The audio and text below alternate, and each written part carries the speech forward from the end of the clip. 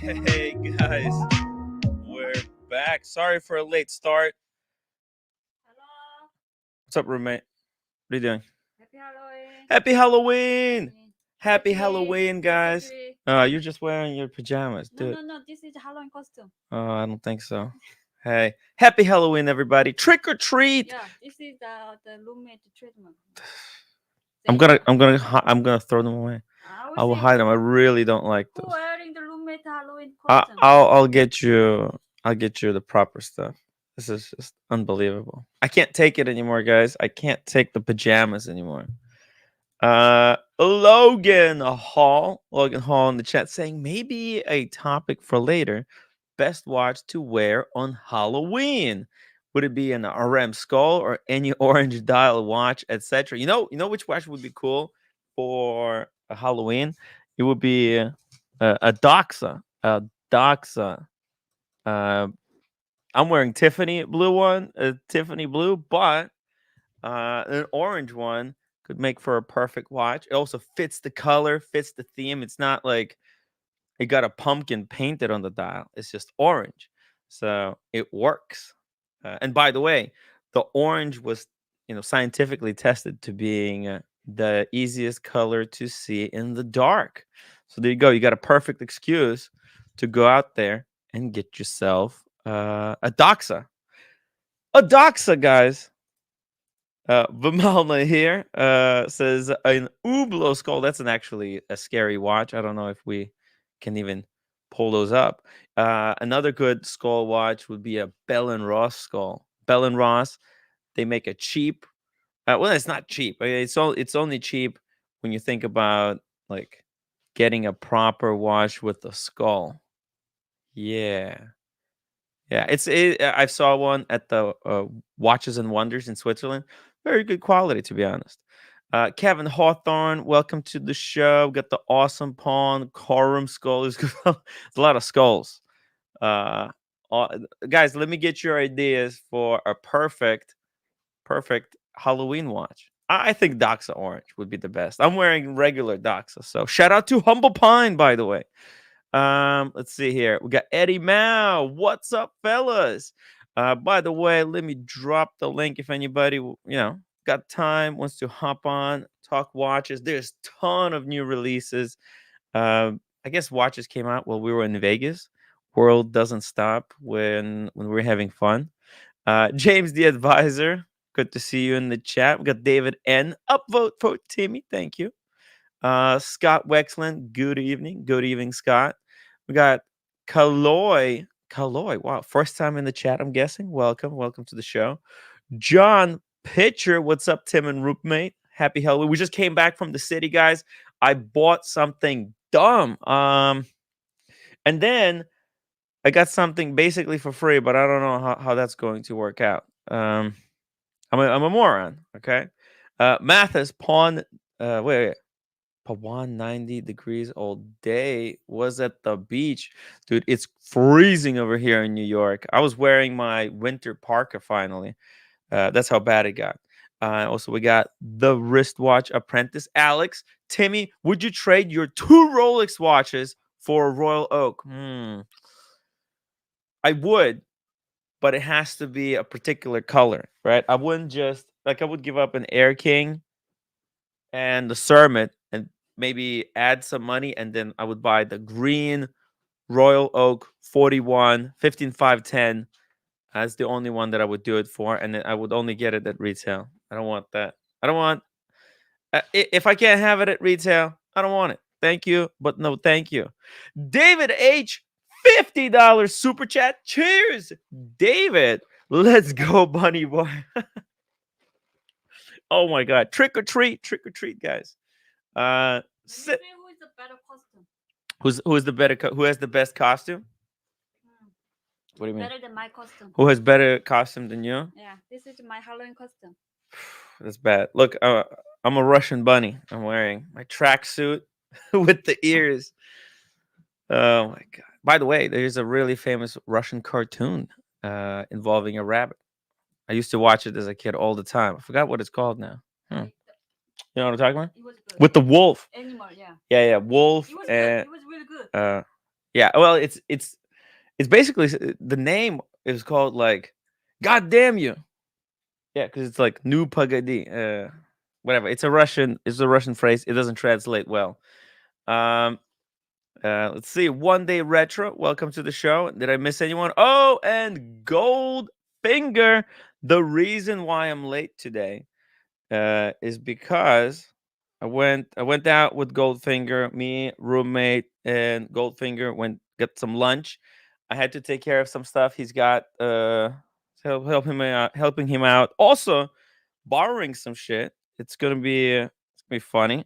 Let me show you something. We were at the Rimowa. Watch this. Uh, we're at Rimowa. I'm an idiot. I spent let me ask you guys, how much do you think? So last week I got this lighter, right? Everybody saw this one. Thank you. I mean, it's SD DuPont, believe it or not, but it's fucking cool. Look at this. It's a torch. So now when there are guests coming to New York, I can help light their cigars. I'm not gonna smoke, roommate. It's just to help friends light their cigars. Do you understand? And earlier today, whoa, before that, David and $20 super chat. Thank you so much, David. Really appreciate it. And David is in Canada. Hopefully, we'll meet up someday. You, me, Daniel Katz, and Goldfinger. We'll go for some drinks, maybe cigars. But I'll just light them for you. Get the Canadian Goose jacket. Canadian Goose jacket. Yeah, we're working on it. And then I thought, oh my God, this is so cute. And then we were at the Rimowa and I saw, actually, let me not even show you what is written there. I saw this beautiful, like luggage tag. It's a Rimowa luggage tag. And I want you guys to take a guess how much it cost because I, and they put my name on it. But before they did that, they misspelled my. Can you believe it? Like they misspelled my name. So this was the last two that were available. They first put 10, and then and then they corrected it obviously for me. But while I was waiting for these guys, to put the printing for me, I got a little bit bored, and I started looking at their like cases for the AirPods. And I put my AirPods into this Rimowa case, but I put it backwards, and now it's stuck. I can't take it out. We tried literally everything in the store, so I can still open it, but I can't put the thing. I could put it, but then you wouldn't be able to open it. It's backwards. But they let me keep it for free, so really cool of Rimowa to do that. I apologize for inserting my AirPods into this case. I was just trying to test it, seeing whether it was cool or not. And there you go. It's total F up. The thing is, though, I blame them. I got really bored. They were taking so long to put my name on it, and then they screwed it up the first time. And now I basically have the last of these pink luggage tags. I don't know. I thought, hey, you know what? This is cute as fuck. But you guys ready? How much this cost? It's literally okay. So we got some guesses here. We got Bala with $20. Thank you for that guess. $20. That's what I thought. I thought maybe 20, maybe 20, maybe $30. Yeah. The paper sticker is $10. What about you? Oh yeah, I know, right? Yeah, those stickers that they have with different cities on them, they're like $10 a pop. But those are special stickers. The art is commissioned. It's cool stuff. Mike asks $50. $50 would have been the proper price for this thing. I think, because brand, whatever. Pink color, I guess limited edition. Yeah. What not? So basically, the paper license is $10. So guess this Yeah. is leather and metal. So But leather, we don't even know if it's real leather. So but still, it's like leather leftovers. But it's expensive than the paper. So Mike S, good guess. That's how much it should have been, but it was actually $88. 88. It's a lucky number, I guess. But then I don't know. And this case that I accidentally inserted my AirPods in, this case was it like $100? Yeah. Holy shit! This was $100 for a piece of plastic You ruin. that I ruined. Yeah, I don't know how to take it out now. I tried everything. I tried pulling it, and I literally I gave the case to a technician. They had a guy there, a plumber, that looked a lot like Red Shovel, and he was playing with it for maybe 15 minutes. He couldn't get it out, so I'm freaking stuck. There you go. That's the adventures from today, guys. So now Rimowa had to be adjusted because this is not I- perfect product. Because they gave me that. Yeah, I know, right? They should fix it. They should fix it in such a way that it doesn't get stuck permanently, Yeah. or have a little better warning that you're at least like you're putting in the right way. Because I put it the wrong way. I screwed it up.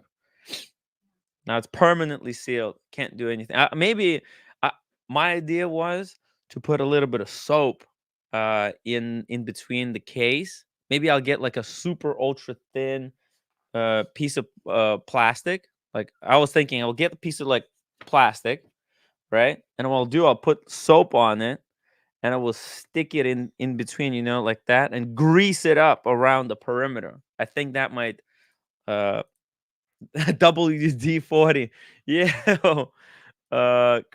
Christian granulate WD-40. It smells though. It smells really bad. What is It's what's used to whenever there's like a squeaky like wheel or anything that needs a bit of a release. Hey, speaking of release, yeah, Hey, I got a couple minutes. Do you have compressed air, compressed air. like to clean your keyboard, what have you? I might. Yeah, Go I have it right go here. get that. Go get that. Right here. Boom, I got it. Full screen. Full screen. Okay. You can try from the side. Yeah, like that. Yeah, take those out. Like, what do you think is gonna happen? What if I go from underneath here? There's a little. That's the other option. But what you should do is you should plug it in so that you have something to push against. Huh. Yeah, I'm gonna have to do it off stream. It's tight as hell, man. But you think this is gonna help? Yeah, absolutely. This is, by the way, how I before I get ready for the show, this is how I get my hair. Do you know the trick with compressed air? If you hold it upside down, it comes out faster. Really? Hold it upside down and do your hair now. Oh, dude, what the hell was that? Oh, some alcohol, I think. Jesus. All right, guys. By the way, I'm pushing water here, Diego. Are you pushing water? Nah, dude. I don't need water. Well. Oh. Of course I'm pushing water. Scott Wexon says nothing like greasing up around the perimeter. Yo, I'll try to get it off. If I get it off, that's pretty freaking cool, right?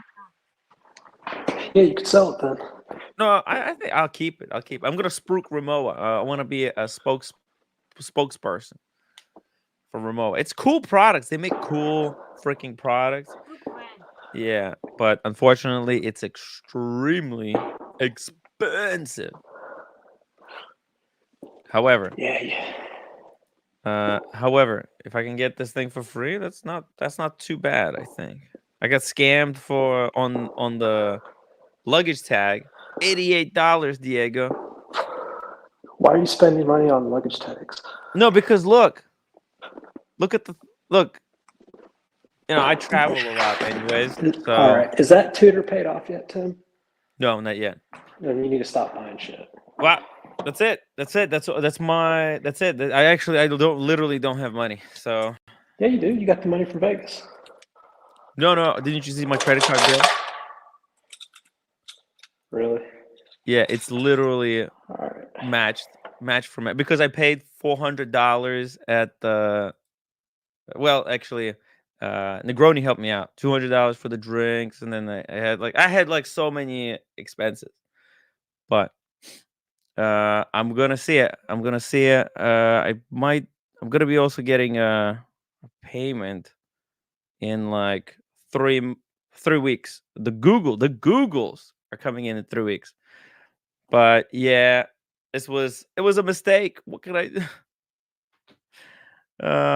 But you know what? I thought, hey, I'll commemorate 2023 with this thing, and I don't know, something because I travel anyways so much, so it's cool to have something to differentiate your luggage from others. Because at the airport, I mean, so many people using similar luggage to mine. Especially most of Asian. Yeah, most Asian. Oh, Diego's gone. He did say he only had a few minutes. Guys, I'm gonna drop the link if anybody wants to hop on. Let's get to some watch talk. Let's see here. No, you can show the video that I sent you. What video? Huh? Oh, When you fix when I the limo. when I was fixing the Rimowa. Uh, Oh man, that was funny. let me see. Oh shoot. Okay, here you go. I tried everything, guys. Literally tried everything. It is. I was dying. Like I was dying. It was it was just ridiculous. That's what happens when you get bored for 2 seconds. No sound. No, I don't. I don't want to play sound just in case. Okay. I tried my keys. I tried prying it. I tried sticking in the card in there. I was ready to like break the case. If they told me like, hey, you have to pay for, because I have another case that's working. So I thought maybe if they say, hey, you have to pay $150 for this, you can't leave. I'll be like, okay, you know what? Just keep the case. Because I have another one, but the AirPods in it are broken. The case is fine. Yeah, Goldfinger tried. We were trying together. Directed by roommate. Directed by roommate. Oh, now you flipped the camera.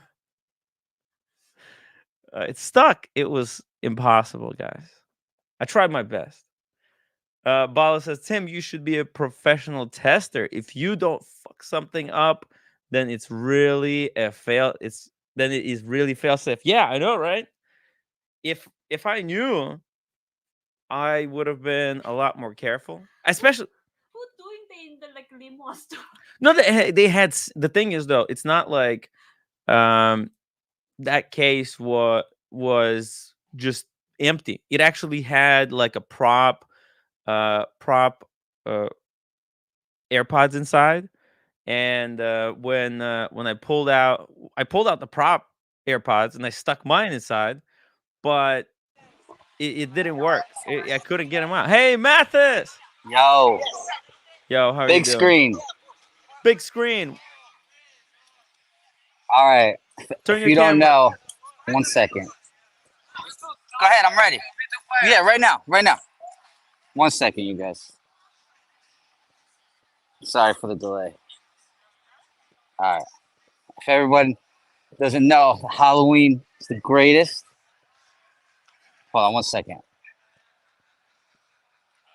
You hear me? Yeah, I can hear it. Sorry. All right. Let me just flip the camera.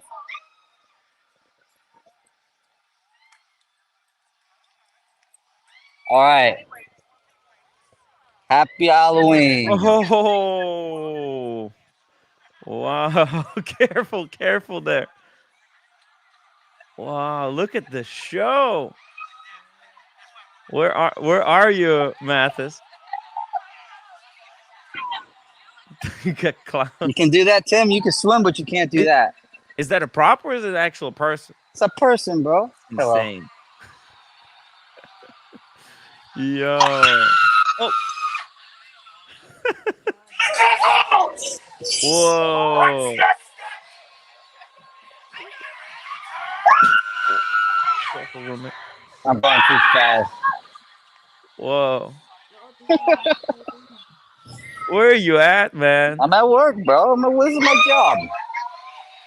I'm at a party. Ah. Oh, Dude. Hello. Hello. Sorry.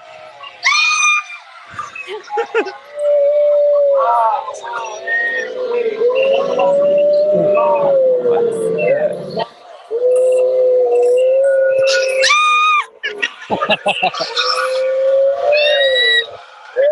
Hey, it's the roommate. It's the roommate. Whoa. Who was that? That's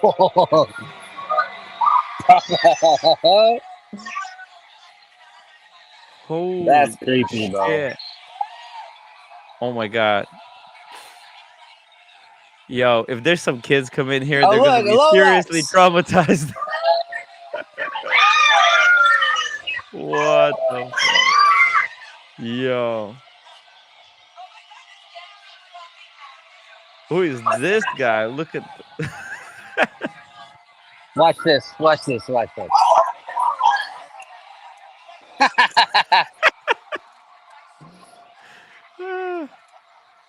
Nice.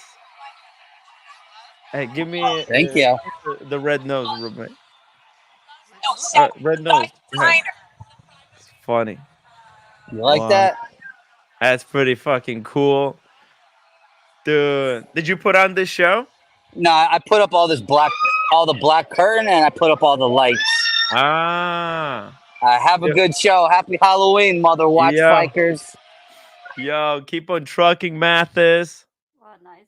Wow, he's good. He's good. Thank you, Mathis. It's good show. Hmm. Good show. Yeah, he's good. You know, he works hard. He works really, really hard and putting on shows, and you know, it's like it's really annoying because also dangerous. You have to climb up some crazy heights, and you have to come in early, like 5 o'clock in the morning, early, roommate. Like you already have to be there. Put all that stuff, and then when it's over, you have to be at that exact time to pull it all down, and you have to be careful with all the equipment. It's ton of it. He actually has a big trailer where he stores all this stuff. Mm. But yeah, hey, let's I wish you see. have also big trailer for you. Put all your stuff. Uh, That'd be cool. yeah, that or just a what's it called? Storage locker. Over here, they have, but the storage locker, it won't work because you need a car room, literally, for all that stuff, to take stuff in, take stuff out. No. You not take it out. Just to live there and you just go there to have fun. Oh yeah. Inside the container maker, you just your own. No, and I don't think you're allowed to do that. I wish.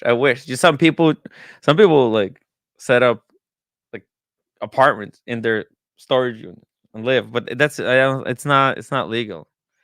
By the way, huge shout out to BW. Let me see here. Let me see in the chat. BW, thank you so much. He sent a really generous $50 PayPal donation to help avoid the bills and avoid the YouTube uh, the 30% take. Thank you for your work, Tim. Thank you so much, BW. I really, really appreciate it. I hate giving YouTube their 30%. I know, right? Listen, man, you just saved me because I overspent on this stupid thing, but I That's your trademark, the pink. yeah, I'm gonna give away the other one, because there's a black one that came with it, so I'm gonna give away the regular. Yeah, you say you're gonna give to the Yeah. finger. Oh, yeah, we're gonna. No, he has one though. Oh, he has it. Yeah, he has That's one. why you don't need to. Yeah, because he's got it with his luggage. But if somebody wants it, Yeah, but if somebody doesn't have the limo, what they needed the limo. I thought no, I'll give it to Daniel Katz. I mean, if he likes He can put.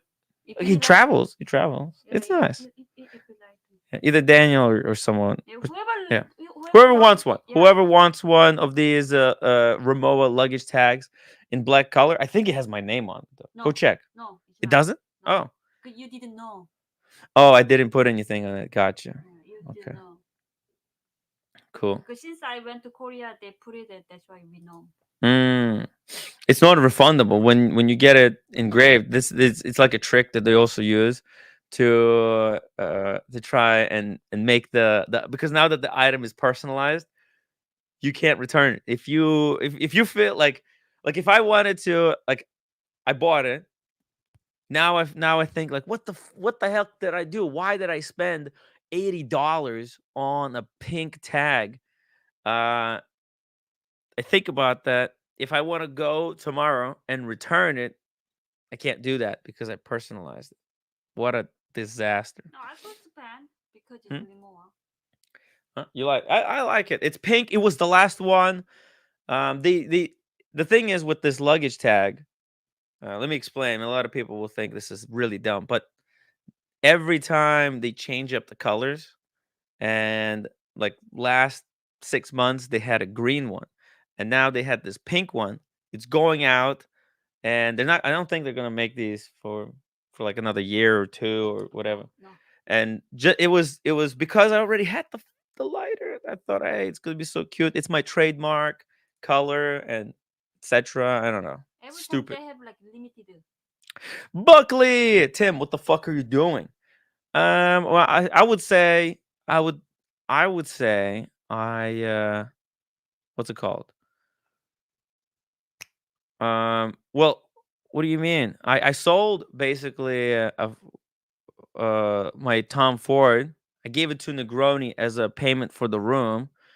As you know, I sold some stuff, replaced some stuff. I think I'm gonna use this thing because you listen. I'm traveling to Dubai. I'm gonna be going to London to all these watch shows, and it kind of looks cool on my luggage. I don't know. It's Oh, dumb. oh, you give away the Tom Ford, the yeah, pink one? yeah, the pink one. Oh, I gave it to Negroni. oh, that was the best that I was thinking. I was sharing room with him in LA. But room is more expensive, no? No, actually, the fragrance is more expensive. Ah. Yeah. But I use it twice. But yeah, you used it? Twice. We have a sample, so I don't really. There's a small sample like that. Yeah, I use Yeah. it too. Oh, you use sample, okay. Oh, that's why I like that. Mm. Maybe that's why he took because he gave it to his wife. You want to give because he was No, flag. it's a unisex fragrance. No, but it was for the woman. It's good for a woman, I but think probably his roommate like because his roommate is Asian too. yeah, let's hope so. My watch channel says autograph it with a silver paint pan. Smaller Rolex jewelry shop IDs love when you have your watch engraved, solidifies you're not a flipper. Oh shit. Okay, this is cool. There's some cool ideas here from my watch channel regarding the go get the tag. Go get the black one. Get the black one. Sorry. Thank you for helping me out, roommate. I'm gonna take off the black one. I don't have the. I don't have a silver pin, but I will get one. I only have this green one. Check it out. It's like a green paint pen. See it. See how this works. See it. Yeah, just leave. Don't touch anything. I was gonna. What I can do is on. This is my old the original tag that came with the luggage. I think it has my card in there, business card. Anyways, I can like write it down, Tim Wright or whatever. You can put your own stuff. So, anyways, if somebody wants it, let me know. A luggage tag. I'm replacing my old one with the new one. You could actually anyone can take this one to a Rimowa location, and get it stamped. So who should I give it to? We'll find. We'll find out. No, they not do. They need account. Mm. Purchase history. Purchase history? Yeah. No, they don't need an account. They Okay, have I can go and put it for them. So if somebody really wants my luggage tag, I can get this one engraved for you. Like I can write something on it and like your name, and give it to you. And also stupid thing. Yeah. Online purchase it doesn't count, so it's separate. So what? You have to pay for it? So when I purchase in the London, like like sticker like stuff, Uh-huh. they have like a history. Yeah. And Korea, it's history, but when I bought one is from the online, they're Yeah. not counting. Oh. Yeah. So what do they want you to? It's in the store. Shit. Mm. Interesting. Mm. But it's not like you get like rewards or anything. No, Yeah, it's nothing. They don't give you. There's no Nothing, loyalty program. There's but- no freebies. But at least it's worldwide. Even you purchase in London, It's for only still- for insurance, right? Yeah. If you need to file a claim. Yeah. Huh. But online it's not count.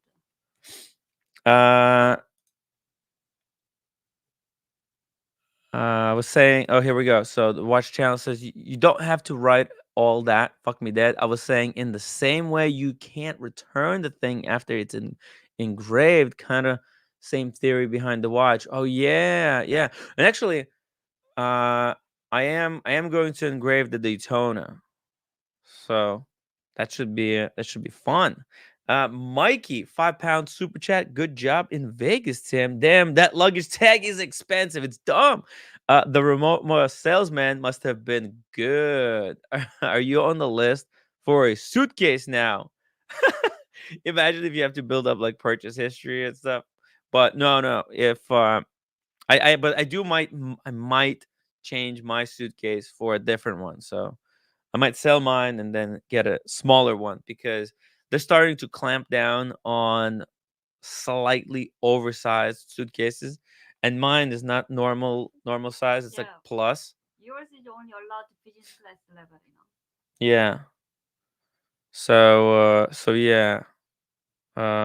Exactly, because they have a slightly bigger bins. Yeah, when the sales is selling to you, they mention this one only allowed to like a business class. You took that shit. Yeah, it was a mistake, but I didn't know. No, I was able to get away up until now.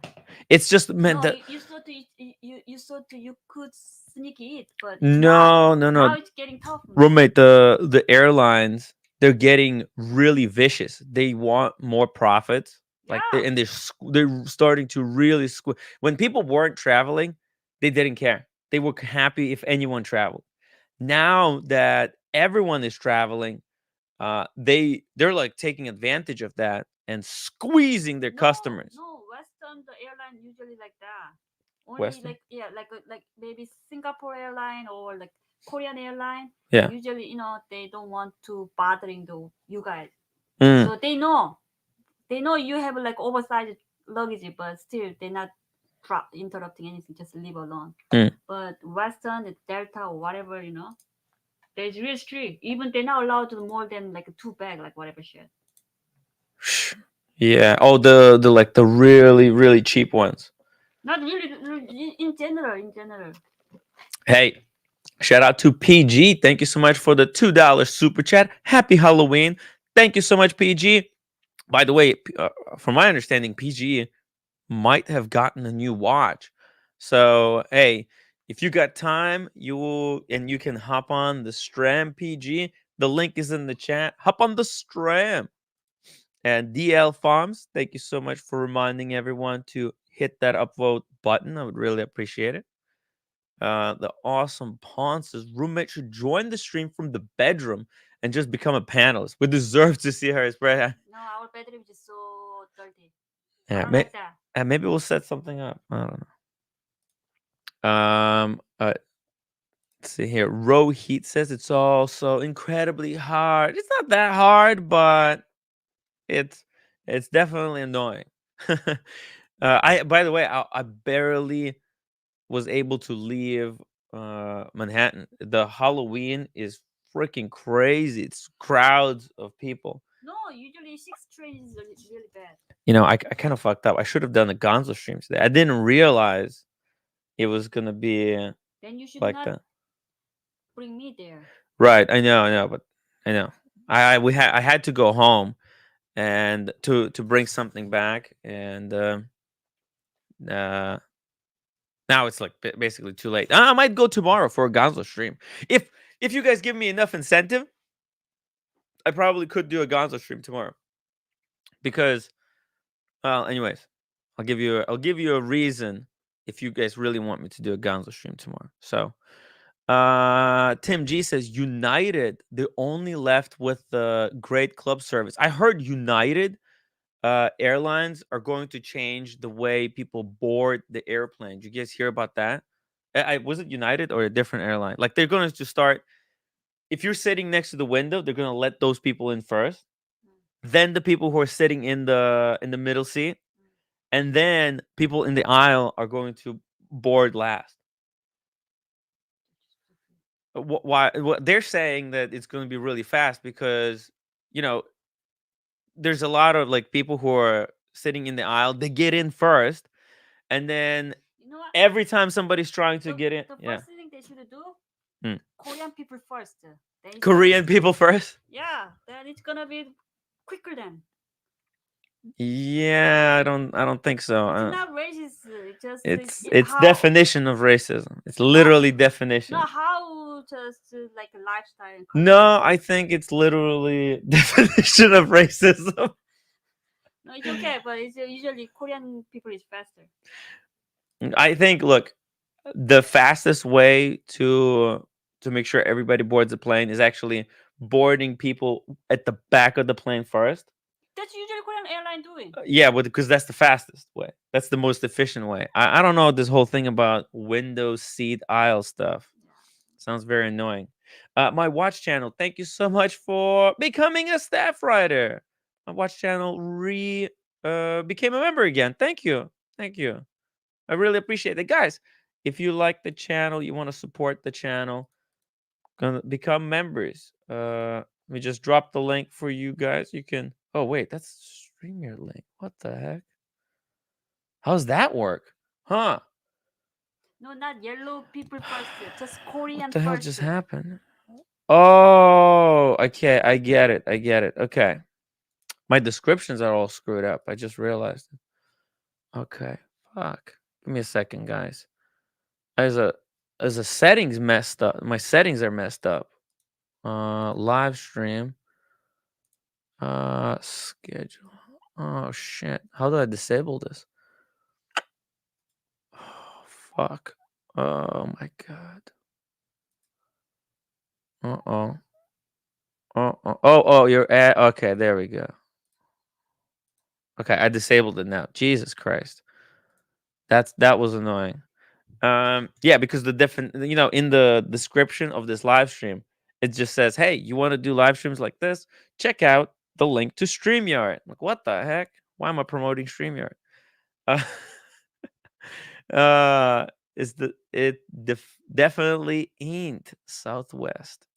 Let's see what else we got. John, Ray, Timmy. Why not do a Gonzo stream from Boulevard Museum in the Empire State Building? I don't know if they allow live streams there, but I might check it out soon. Not a lot of people are interested in Boulevard, to be honest. It's not the greatest brand out there. Dr. Bob's Nightmare says that they refuse to give me a deal at the Pumpkin AD. Listen, they're in high demand right now. United Airlines carry on. Oh, for economy seats. Jesus. Anyways, guys, let's talk some watches. What is it? Oh, you know what? One of the viewers just picked up an incredible Lange watch. Let me show you. Hopefully it's coming soon. Let's take a look at some Lange. And let me know, guys, what is your favorite Lange watch? Richard. What? Richard Lange for the roommate? Oh. Yeah, but those are super limited. They're extremely kind of collectible. They're very expensive. I don't know if they're worth the money. Yeah, Richard Lange is just like I sold to 20,000. Yeah. It looks like a $20,000 watch, but it's actually like fucking $100,000. Lange 1 time zones, Odysseus, Perpetual. What's your favorite Lange, guys? Let me know. Pip says Lange 1. Lange 1 is what it's like their base model. It's their most important model, right? It's where everything else they kind of added on later. But Lange 1 is the OG. But which one to get? There's so many options. There's just so many options. Let's see here. Do you go a clean Lange or do you go do you go something like this is what? Price. 53,000? Yeah, it's expensive, but what is this? Let's see it. Warranty card dated to 2000. Holy shit. It's in platinum, okay? It's made in year 2000 approximately. I guess it doesn't really say perfectly, but it comes with box and papers. It's from Japan. Platinum Lange 1. Not saying that someone bought this one. I'm just showing you guys some options here. Oh, and look at this. This early model, it didn't have a button to change the name. It had this kind of pusher that you need a stylus in order to adjust. I guess they later figured out that the people who wear the watch, they they don't wear it as their only piece because it's kind of annoying, having to pull out some kind of a stylus and then adjust it. And then they implemented a button so you can just use your finger. But here, but it's in platinum, 53,000. This could be extraordinarily collectible. Wow. Freaking cool. Oh yeah, there you go. There's the stylus. You can see right there, roommate. See that? Right here. Boom. It comes with they giving him a sweater. Hopefully this hasn't been sealed since 2000. Wow, it's pretty cool. This is a cool choice. 50,000 though for platinum. I remember a couple of months ago we saw a perpetual Lange in platinum. No, sorry, it wasn't perpetual. It was annual. But I think I prefer just a Lange 1, just a date. Because it's like a date just. You don't really need the month, the day of the week, etc., etc. No. It's just so annoying to set. Yeah, my watch already wrong date. Yeah, it would be even better without a date. But in the Lange 1, it looks nice because everything's so balanced. They use the golden ratio. Especially men, it's okay. But the women's watch it, they don't need date because I don't know how to Use the date. Yeah, how to change it, whatever. I'm just watching for just looking at the time. But if you thought that was confusing, look at this one. This is the For woman watch it's the perpetual Lange 1. For the men. Watch is for the men. Watches for the men. Yeah. Yeah, it's kind of men toy, right? Mm-hmm. This is something to mess around with. Yeah, people like just playing around, changing different complications, just fucking around. Yeah, but it's also cool technology. What I found out, basically, roommate, the majority of the watch community, they like their watches because it's one of the greatest conversation starters.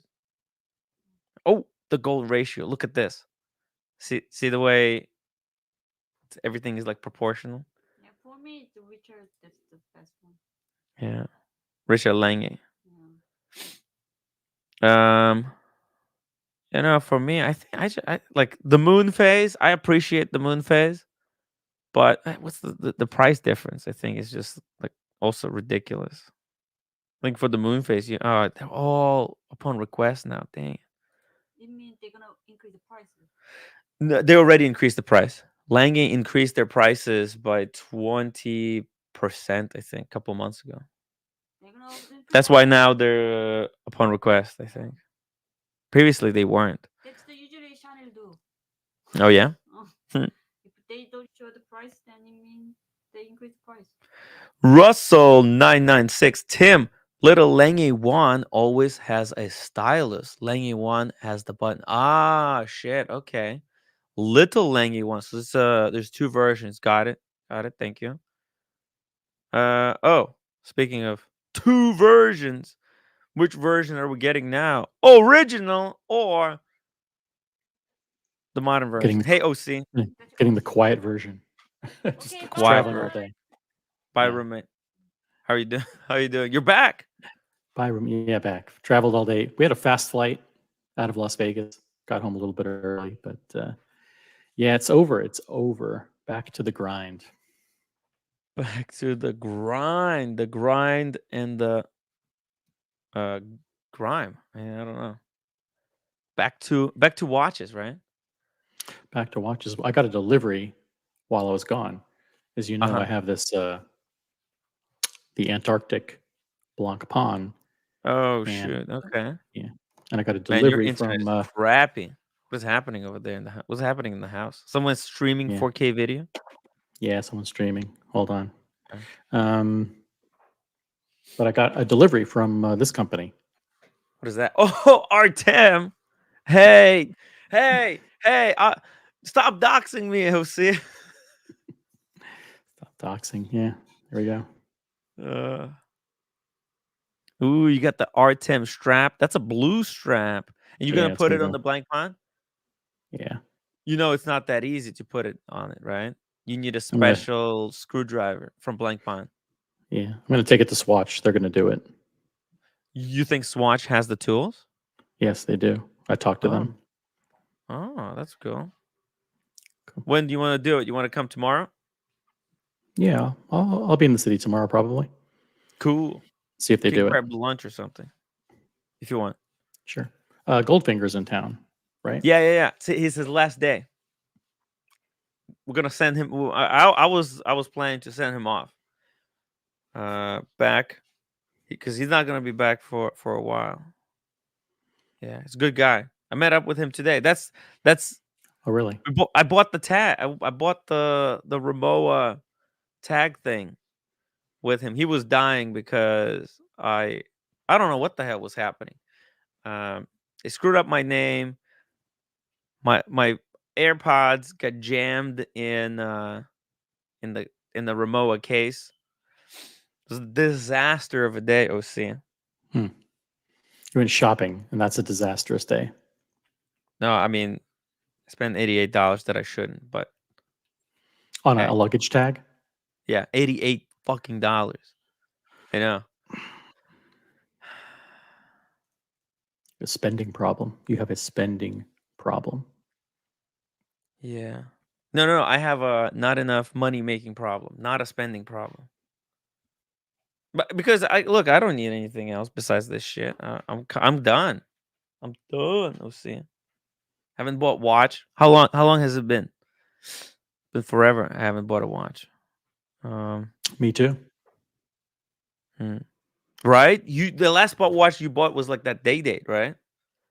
Freaking a year ago. Yeah. I mean, you had No. some stuff Last watch I bought was officially.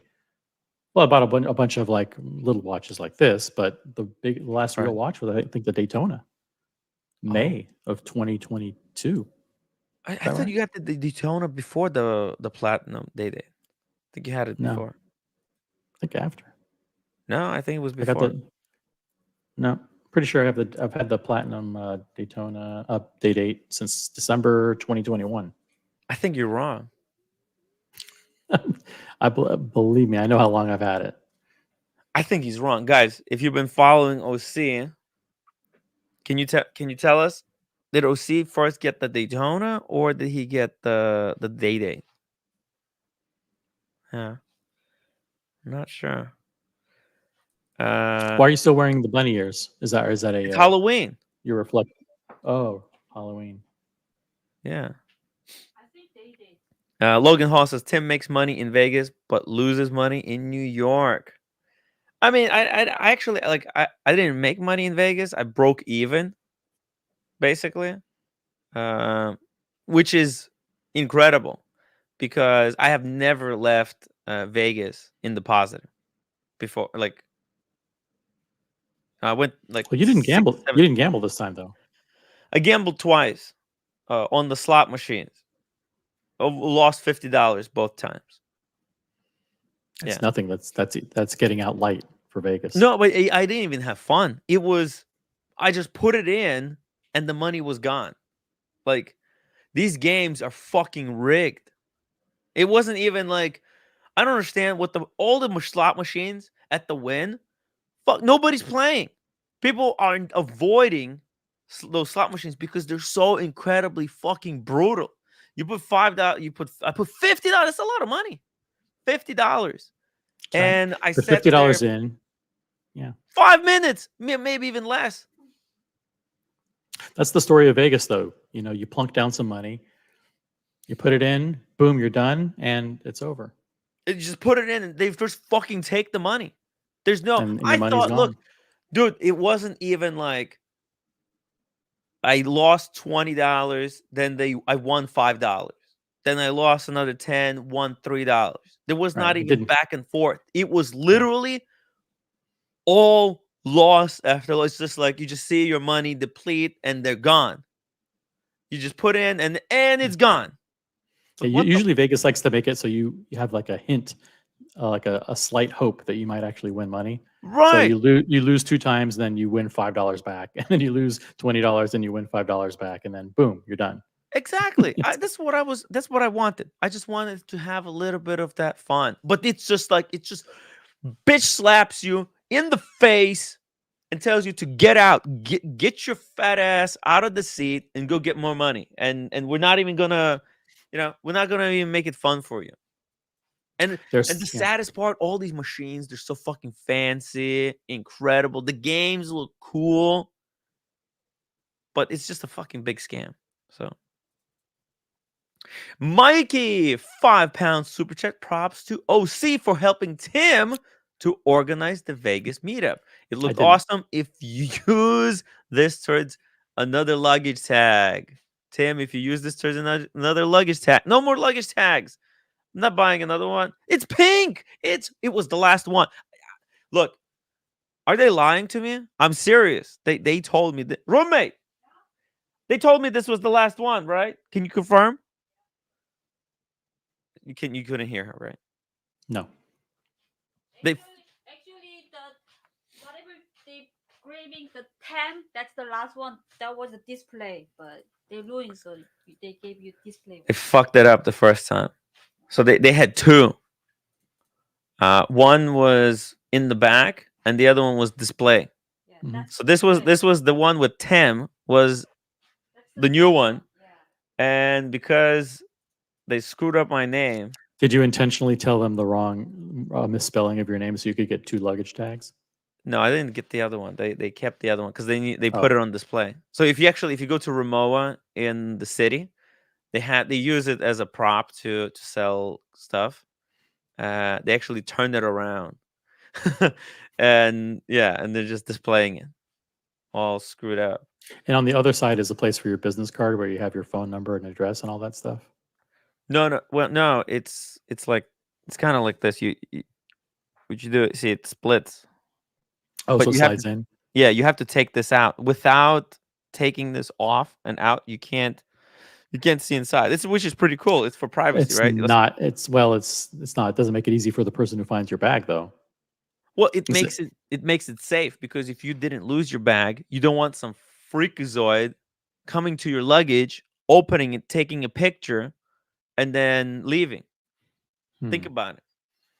So I don't know if I would bother to look in there. If I accidentally found your bag, I wouldn't know to undo the buckle, the pin buckle, open it up, take it off the thing, and then squeeze it like a little thing, and then look in there and get your card. I would just say, like, this guy's an idiot. He put his name on there, but no phone number.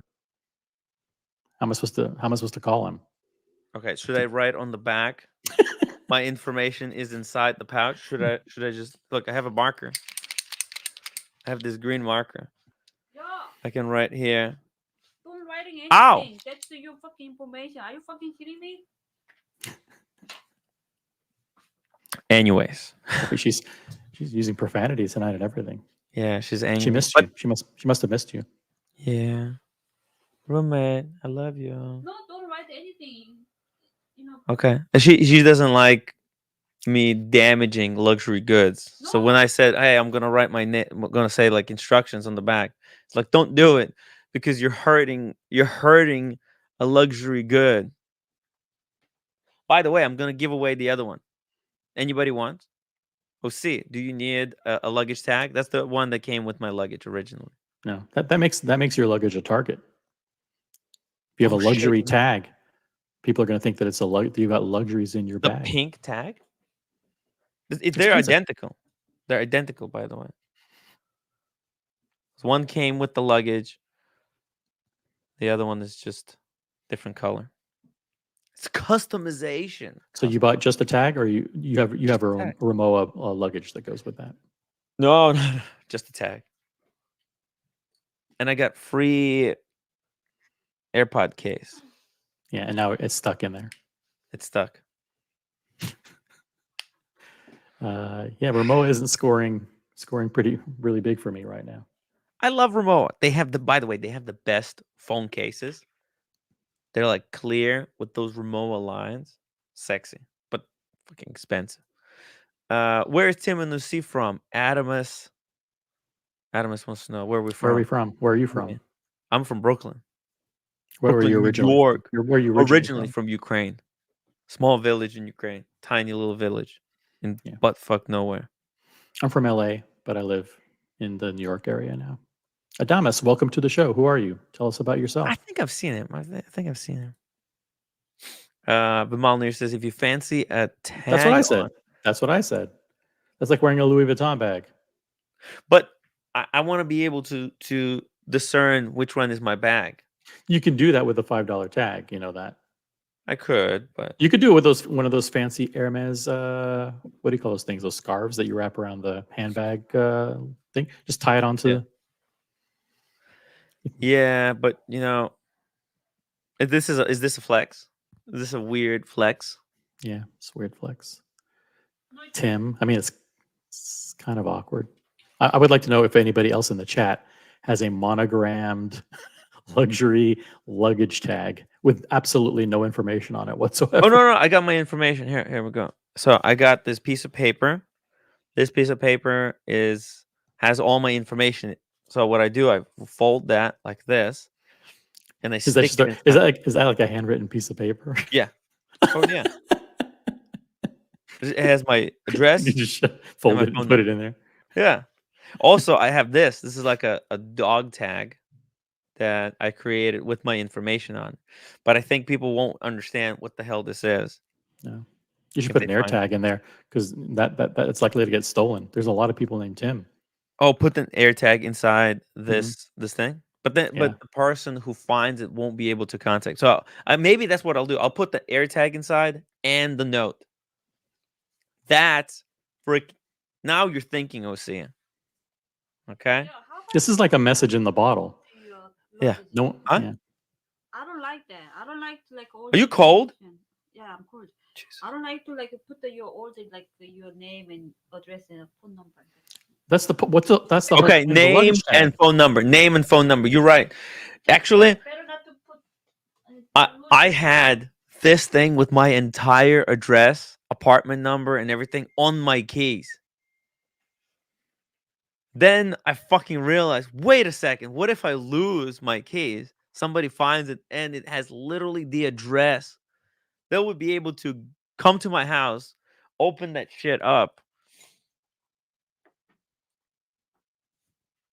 Not a good idea. So, Boston Collector, I have a free Omega luggage tag on my luggage, so no one goes in there. There you go, Omega luggage. That's right. Is there Rolex luggage? I wonder. By the way, when MJ and I went to the Omega boutique yesterday Oh, in Las Vegas, Mhm. and there was a party of 3 Indian girls there, not Native American, I mean Indian, and she by was the way, you know, India, they might be changing the name soon to what? to the original name of the country. Why? Because Confusion with the Cleveland Indians. I think they're going to change it to Bharat because that's how they. Borat? That was a movie. That's No, not Borat. Bharat. Bharat. Because Hmm. India, it's what the Westerners called it when they came there. They're like, this is fucking India. This is where the Indians live. You understand? But I don't think it was. Oh, actually, no. They went to. Anyways, that's the India. It's like how the colonizers called the country, and that's Right. how everyone knows it. But people in India, they're like, Isn't that a good getting sick thing? and tired of it. Isn't that a good thing that everybody knows what to call it? Yeah, I don't know. I mean, it's like, yeah, I don't know. Every time someone goes there, will they be calling it the Adventures of Borat? Well, think about even my name, right? Artem is my given name. I didn't choose that name. Nope. I had Nobody no chooses fucking their say name. in naming myself Artem. Artem. Right. Artem. I had no choice, right? But Tim, that's like more real name to me, I feel. So I also think like this is how Indian, people in the India or Bharat feel. Like they live in Bharat, but people call them India. So I don't know. I don't know. We'll see. We'll see how it goes. Some But people yeah. don't name their kids. They actually just change the name of their kids for a long. Khloe Kardashian, when she had her, I think it was her son, she put baby Kardashian on the birth certificate, and she thought about what to name the kid for 13 months, and just last month, Wow. finally decided to call the kid Tatum and officially changed her son's name. So it was like baby all the time. It's like, What's the rush? hey, what's the rush? Choose a good name. Yeah, and a lot of people are so afraid of like changing their name. If you've been given like a shitty name, Like Orlando. or Terrible a name. lot of people are screwed over right now with name like Alexa or Siri. Like people who actually have Siri. Alexa or Siri. Yeah, imagine your name is Siri, Hey and Siri. people always keep coming to you like, "Hey Siri," and it just turns on the phone and it's fucking shit.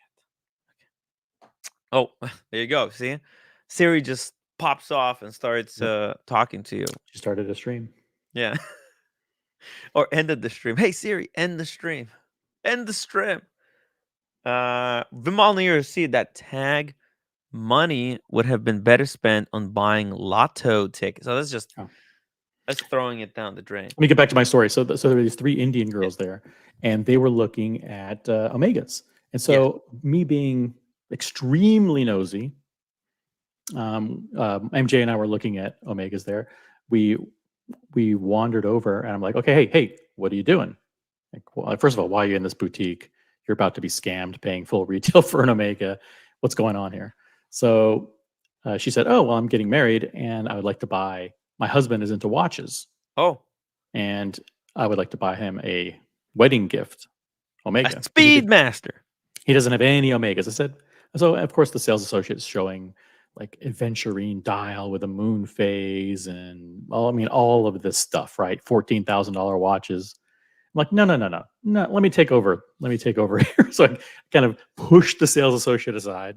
Like, said, listen, I'm taking over. What you really want is one of 2 watches, either the Seamaster or the Speedmaster. And if this is a wedding watch and he likes watches, you probably just want the Speedmaster, right? There's 2 varieties. One's Hesselite, one has a sapphire crystal. It's not automatic, it's manual wind, but is this the kind of watch that he's going to wear every day? And she said, no, he wears a different watch every day. So, okay, good. Then it doesn't make sense to have automatic. He can just every 4 or 5 days, he can pick it up and wind it. Exactly. So she connected with me on Instagram. And she goes, you were right. Actually, she didn't buy it right then and there because she actually wanted to shop around a little bit. Yeah.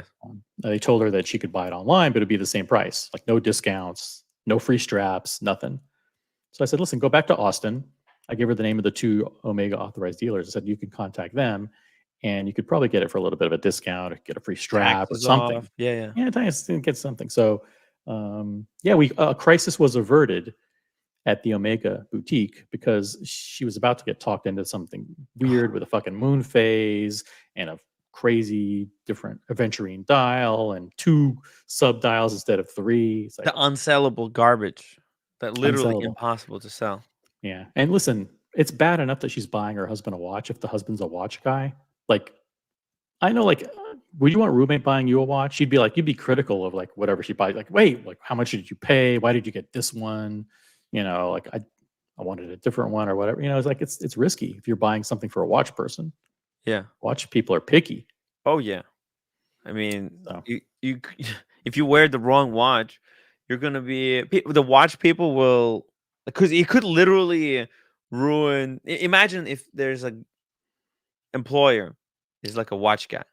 You go for a watch interview, you're wearing something dumb, something that By the way, if there's anybody in Austin that would like to help out this soon-to-be bride buy the watch in Austin, please reach out to Tim or to me and help.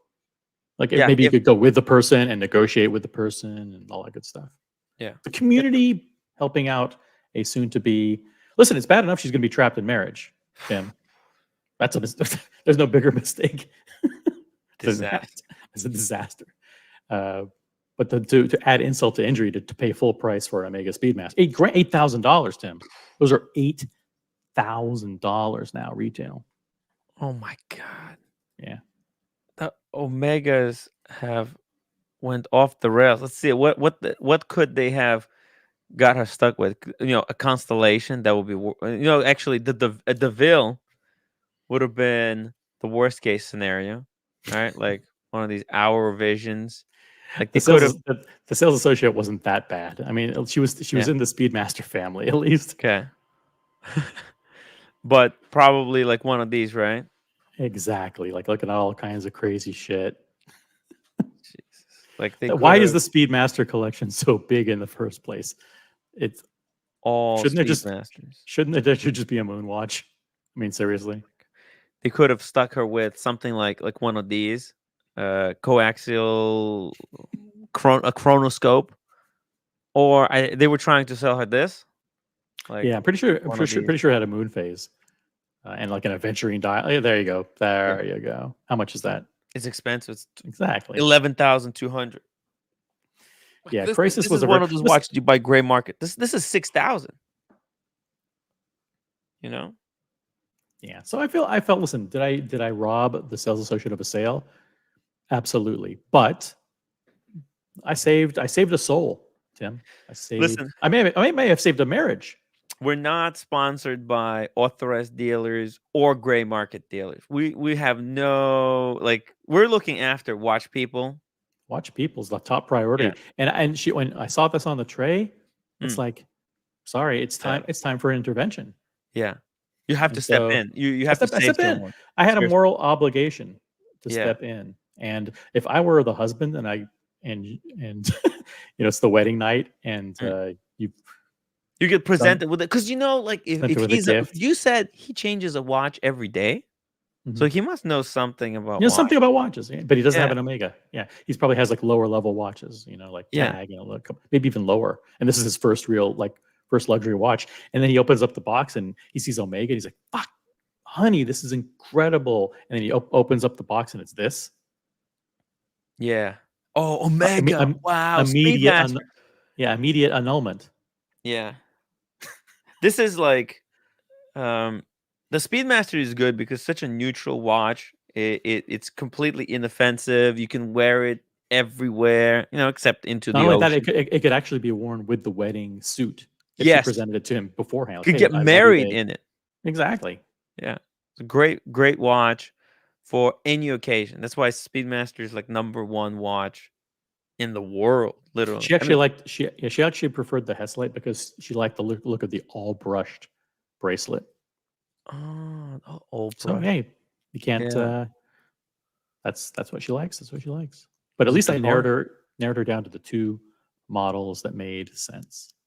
And I know nothing about watches, but even I had to jump in. I don't think sales associate lost the sale.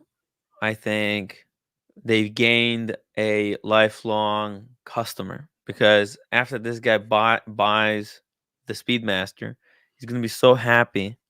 He might come back and get other models. So don't think about it, OC, as you losing a salesperson a sale, but Omega gaining a better customer, Yeah. more informed customer. So I think, listen, if he really likes Omega, he'll come back and he'll get one of these in the future. You never know.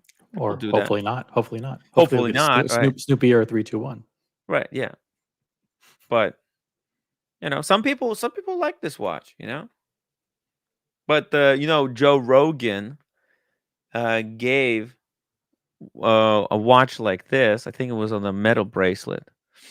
It was actually, let me see, let me pull it up. He gave it to what's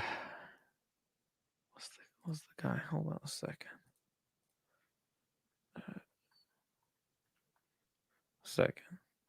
Oh, Lex Friedman. Yeah, he gave it to Lex Friedman, and it was a black one like this, but That's on cool. the metal That's cool. strip. Yeah, I mean, it's this. It's okay. It's nice. It's Yeah. actually, the cool thing about the moon phase on this one is that it's a really high resolution rendering of the moon, and it actually has a boot print showing where the crew landed. So it's a cool little Easter egg in there. But this watch works much better as a one and done. Like if this was someone's only watch, like you said, like you have multiple watches, why they don't have to be all automatic. So keeping it manual wind for bigger collection is a little bit easier. Let's see what's going on here. Buckley says, I don't think it's that bad. Ah, there you go. Yeah, it's not the worst one. Yeah, if they were in DeVille, it'd be over. It'd be freaking over. But Yeah, the sales associate was wearing. We had a different sales associate that we were talking to, and he was wearing something like this. I dropped it in the private chat, which is oh shit, is this true, Diego? If it is, send me proof. If it is, I don't know. Maybe I'll give up my Daytona. Fucking Dave Portnoy. Oh shit, the Mark II. I really like this one. It's under like, oh yeah, because it's got a date. Oh shit. yeah. If you go back one page, Yeah. like in the breadcrumb, you'll be able to see that there's a Mark I, a Mark II, and a Mark III. I believe. I think there's a whole bunch. If you scroll all the way down, I believe to the bottom. No. No. Wait, Mark Oh, II. they're there. Oh, heritage models. Okay, here we Yeah, go. here. Oh yeah, I would have to go into. Look how many models they have. I mean, It's too many. gee, It's too These guys many. have a lot of models. Mark II. No, there's no Mark One. There's no such thing as Mark One. Mark Okay. II though. Oh shit. The thing is, if they put 3861 movement in here, that could be a winner. Like they could. This is a good watch. Look, 6,000. It's look. OC. I don't think they have these in the stores anymore. Right. I think it's just a remnants. Say it says To order Contact them. Boutique. Right. Yeah, this is like they might still have them in stock because they're on They have an sale. old box. They have an old box in a warehouse somewhere, like in Taiwan or something. They got thousands of these OC. They got some kind of locker in storage, in some storage unit, and they bust out one every once in a while when some odd person orders one. But I think this shape is really popular right now. The 70s are back. People are digging the 70s aesthetic. They could take this, clean it up a little bit, make it a little bit more palatable for the current clientele. This could be a big hit because it's cool. Like it's got this tachymeter on the inside. It's just this one got the freaking date window at 6. What the heck? Mr. Tudor, to you, question: what's a person's change on a watch with a brand new opening in a new city? What's person's chances on a watch with a brand new opening? Well, it's better than with a boutique that existed there forever. Correct. Yeah, it's in fact, this is how you build those long relationships that in 20 years might pay out. Like You go, you be one of the first, and then if you keep going back, if you get to know the boutique manager, if you're working, this is the cool thing. Boutique opens, you want to work with the boutique manager, whoever's the head guy, someone who's gonna be there for years to come. And it's a long-term investment, and you could be getting some sick pieces in the future if you help out at the start. So being an OG always, you know, somehow benefits you in the end. Yeah, but Nathaniel Speedy is hot. Yeah. Nathaniel Yeah. Speedy is fucking jacked At up. retail, it's pricey. They're not cheap. These watches, the watches are fucking expensive, man. 43,700. God damn. They Now had that's a the wedding gift. Holy the shit. black version of that, with the black dial. Oh, Is it those black or a green dial? Can't remember. well, the green dial, these fell in price significantly. Boston Collector sold his. He got it, and then oh, we're not allowed to talk about that. Okay. BW, my aunt bought me a Speedy for my bar mitzvah in 1972. I still have it. It Wow. cost $220 at the time. Wow. Jeez, it's like who else? Who was it in the watch community whose first watch was the Speedmaster? Oh no, it's Sean. Hmm. Or Sean, right? His first watch was the Flight Master. Also, like he got it in like like around that time, 70s. Man, Sean has to bring that piece to the next meetup. Time flies says Tim knows cleanup. What? What does that mean? Not sure. Sometimes the comments just don't have a lot of context. It's hard to understand. Yeah. Gatsby, Omega really has lost their minds with all the price increases this year. They must think they're the next AP. Yo, I think this is going to backfire, actually. The price increases might backfire against the brands because, a lot of people bought them as like freaking investments. And when company increases the price, it actually decreases the percentage gain in the watch, right? Like it screwed up a lot of people's formulas, right? They bought a watch for like 30. It was going 50 above retail. It was going for 50. Then when the price increased to like 35, suddenly their quote unquote investment that was never investment basically fell by like, some percentage points. And then people started dumping stuff. Look at this. Tim and Cam. I slept with my aunt. Okay. Interesting. Tim and Cam. I wonder whose account this is. Green Machine got the call. What the Green Machine? All right. Here we Congratulations. go. Congratulations. It's very cool. By the way, PG is going to do unboxing. I think he said tomorrow. I already forgot. He messaged something, but I already forgot. Hey, here we go. What's this? Rob Report. Rob Report. Yeah, Rob Report. Speaking of Omega, this is a fascinating story. So the Omega Boutique in Geneva, one of their crown jewels, like a flagship boutique for Omega, the building has been purchased by a company that's owned by Rolex. Yeah. Oh yeah. Oh, see, this is why Rolex.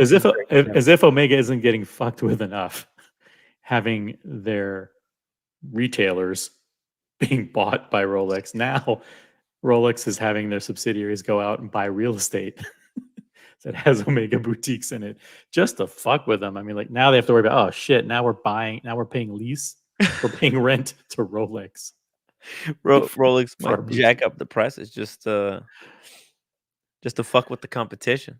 Man, it's Rolex is freaking vicious. It's getting brutal out there. Drama is unfolding in the watch world. A Rolex subsidiary has purchased a building in Geneva that houses the flagship boutique of rival Omega.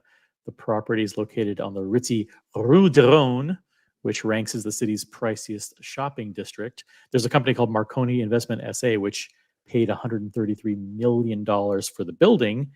And now Omega is paying rent to its biggest competitor. Jeez. The acquisition underscores the fierce competition between these two horological heavyweights for both customers and prime locations. Like, for example, like Rolex, their subsidiary bought the building. They could just kick Omega out and put Rolex in, right? Well, they have to do it in like they can't just kick them out because they're Omega, right? They can only The, like the when your lease is lease expires. if the lease is coming up, yeah. If the lease is Yeah. coming up, Yeah. If the lease is expiring, so this is the funny thing, right? If Omega had that location and it's their flagship, right? Flagship in Geneva. That is just, dude. So it must be like one of the prime locations where Rolex maybe wanted to have, their boutique, and they're like, hey, you know what? Fucking these guys don't wanna leave. This is how we do it. Freaking. By the way, so some Swiss guy who lives in Switzerland told Mhm. me that basically almost half of the real estate in Switzerland already owned by Rolex. So this is just like fucking another icing on the cake. another kick in the nuts for the competition, right? Because Rolex is now making money from rent that Omega paying. That's just, dude, fucking crazy stuff. Let's see, what are they saying? Despite this, Rolex remains the biggest Swiss brand with sales of 10.3 billion. Okay, so this is like dropping the bucket for them. $10.3 billion in sales in 2022, as per Morgan Stanley estimates. Cartier is the second largest, estimated of 3 billion. What the hell? While Omega is the third with sales of 2.8 billion. That means the Crown has a lot more money in the bank for clever deals. Wow. Case in point, in August, Rolex announced that it had agreed to purchase Bucher. Remember that? It's not only 100 or 130. How many Bucher locations? Something like that, like 100 and something. Not only does Omega now is Rolex is selling Omegas at 130 of their locations. They're also paying rent. It's like they're paying Just- fees. It's mind games at this point. It's mind games. It's just They're just what they want to do is they want to distract the executives with all of these fucking distractions. These oh shit, Rolex just bought the building in Geneva. Now what? Usually they wouldn't have to get involved in this petty bullshit, but now it has to escalate all the way up to like the board of directors to figure out what to do. Like, oh shit, what do we do now? How do we respond? Do we do nothing? Do we say something? Do we not do anything? Do we renegotiate? Do we get out? Do we have to look for something else? It's like, and those things can distract a company over time because they're already worried about Bucherer. Like, listen, okay, let's look at our footprint. How many Bucherers have Omega in it? What do we do? Okay, in this city, do we stay in Bucherer? Do this city? Do we go to something else? Like, it consumes a lot of energy, and it distracts them away from the strategy. The thing, what Omega, they're only making watches. That this is their and they're owned by Richemont. So it doesn't matter how much money they make. Richemont always takes a cut, right? This is their Omega's job is to make money. Oh, sorry, not for Richemont. What the fuck am I saying? For Swatch Group. So they're making Omega might be making big profits, but they're sharing all that revenue with the fucking Swatch Group, right? And Swatch Group is freaking struggling. They've got all of these companies that are not really performing well, right? Blanc Pawn, what else? Oh no, is Blanc Pawn Swatch? Let's see, Swatch Group. No, that's it. Swatch. Swatch is Breguet, Blanc Pawn, yeah, Omega. Yeah, Breguet, right? They got a lot of dead weight. Breguet, Those Harry are good brands. Winston, Glashütte, Jacques Drouot, You saw Mido. Ryan Singer's new Blanc Bond. It's a beautiful watch, right? Oh yeah. No, Blanc Man. Bond. He didn't buy it retail though. You don't think you did? Yeah, but see, Swatch Group, it's got a lot of dead weight, and Omega, a lot of the time they have to do all the heavy lifting for the other brands. Meantime, Rolex, they have no dead weight. They get to spend, I guess, all of their money to do the shit that they want to do. Consolidate their brand and diversify in such a way that they always have money coming in, even if they have like a bad year of sales, which they never did though. But biggest reason I think that Rolex is so successful is because they have this freedom to do whatever they want, right? And then that means they dictate the market. They don't follow the trends, right? They actually get to go out and innovate and make some new shit. Other brands are like they're stuck. Even like Lange, right? They were forced to make the Odysseus. They didn't want to make Odysseus. You can't convince me that they Yeah. really wanted to compete in the steel Yeah, sports. someone at the head of Lange category. said, "Listen, I know, like the Richemont group is going to be asking, what's our steel sports watch strategy? And we Yeah. have to come up with something, guys. What do we do? I'm going into a presentation, in 3 weeks, and I need to present, for the next 3-year plan. And if we don't have a steel sports watch on the agenda, they're gonna skewer us." By the way, real quick, if I could just jump in for a very self-serving purpose, Sure. Dr. Bob's Nightmare says, by the way, the original OC is a real and genuine person whose head isn't pointy at all. Huh. And he didn't make me say that. By the way, we did a survey, a post Las Vegas survey, and 53% of the people who came to Vegas said that I am a real and genuine person. So thank you. Huh. That's pretty cool. By the way, I think I have really bad memory, but I might have made out with Dr. Bob's Nightmare there at some point at the Gentleman's Club. I don't know why, but I can believe it. it was weird. It was weird stuff was happening. Hopefully he's okay. I think he's Also- okay. Hey, shout out to MJ. I think MJ was like the biggest surprise to everyone. Everyone fucking loved MJ. Yeah, He came he's in a little laughing bit late. He's laughing at Small G. He's laughing at Small G Yeah, Small because Small G's. G is the secret baller of the weekend. Little tiny, cute, sweet Small G. Who would have known? Small G was sleeping in my. Wait, was he? Yeah, he was sleeping in my room. He was so tired. I think he went for 2 days straight with 1 hour of sleep. And then I think I was having like breakfast with Daniel Katz. Small G's like, damn, That's a big mistake. yeah. It's like I got my stuff in MJ stuff. Can they take a nap? I'm like, sure. So we dropped him off in our room. The stuff that happens in Vegas, you gotta really be there.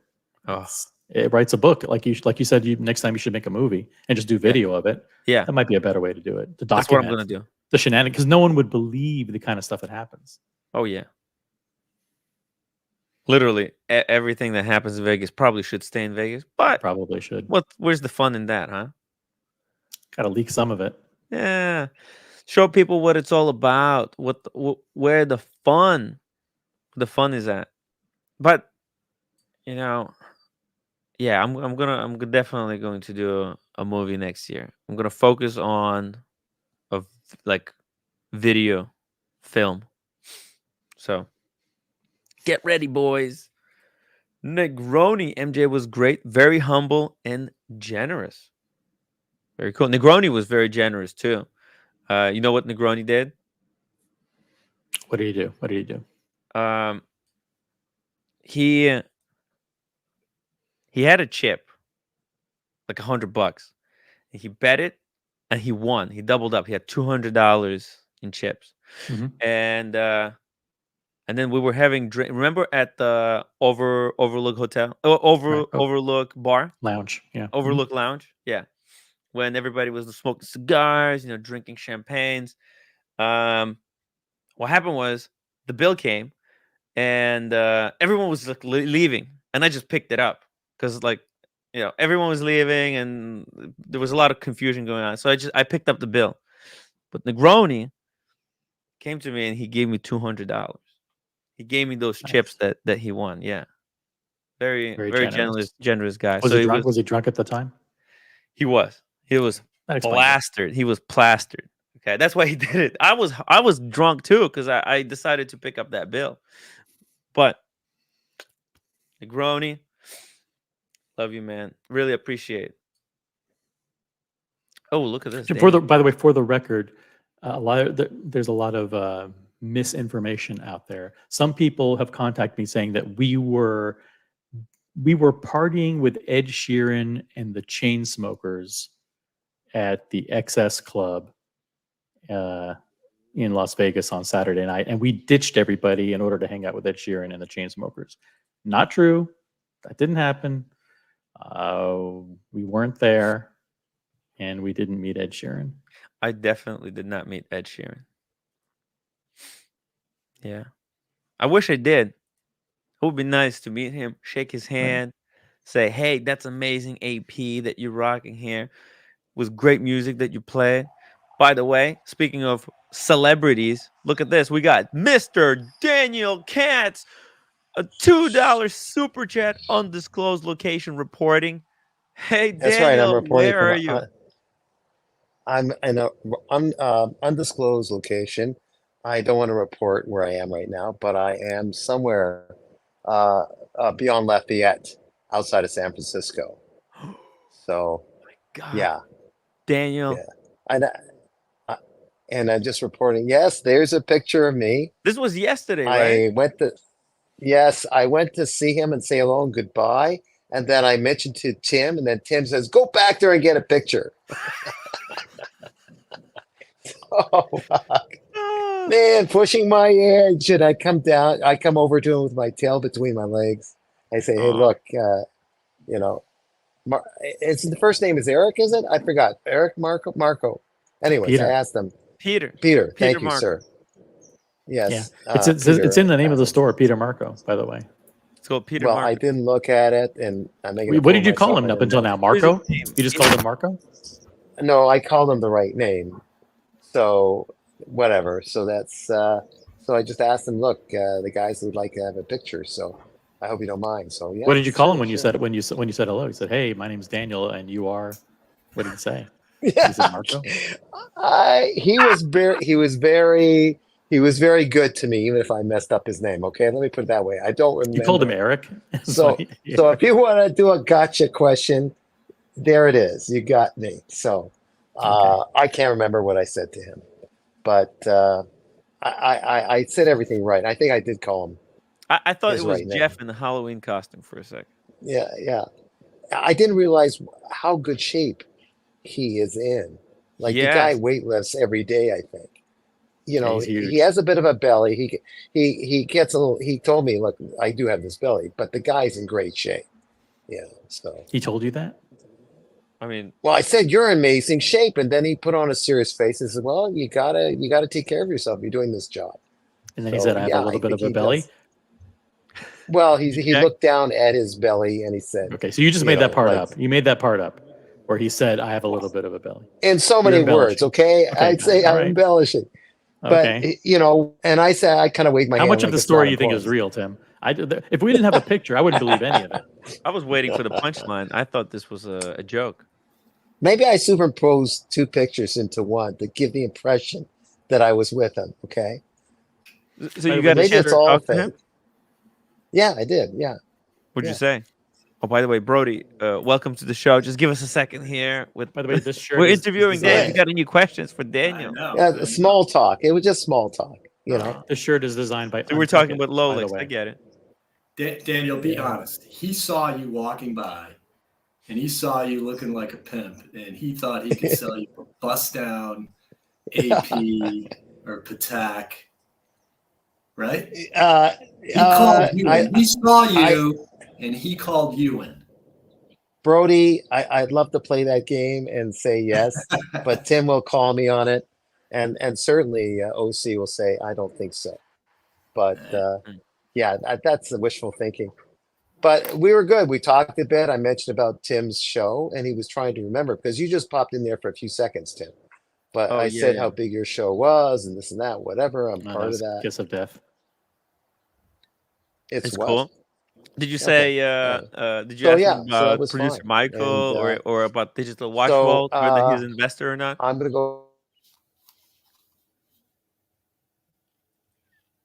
Oh, secret location. The secret location. I think he jammed. ran out of the internet. The bandwidth is gone. Brody, how are you doing? Good, man. Brody was in Las Vegas. No, Brody didn't come to Las Vegas. He was. No, in he was LA. there. He was there. You were in LA, Vegas? LA. No. I was in. Oh, there you go.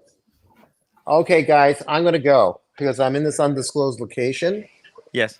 And I don't want to mess up this undisclosed. Looks like a hotel location. room. I don't want to reveal where I'm at. It's like a hotel room. No, it's somewhere else. Are you gonna meet Negroni? Daniel, are you at the is he senior down center here? in Toronto? Admit it. No, I'm not. No, I'm not.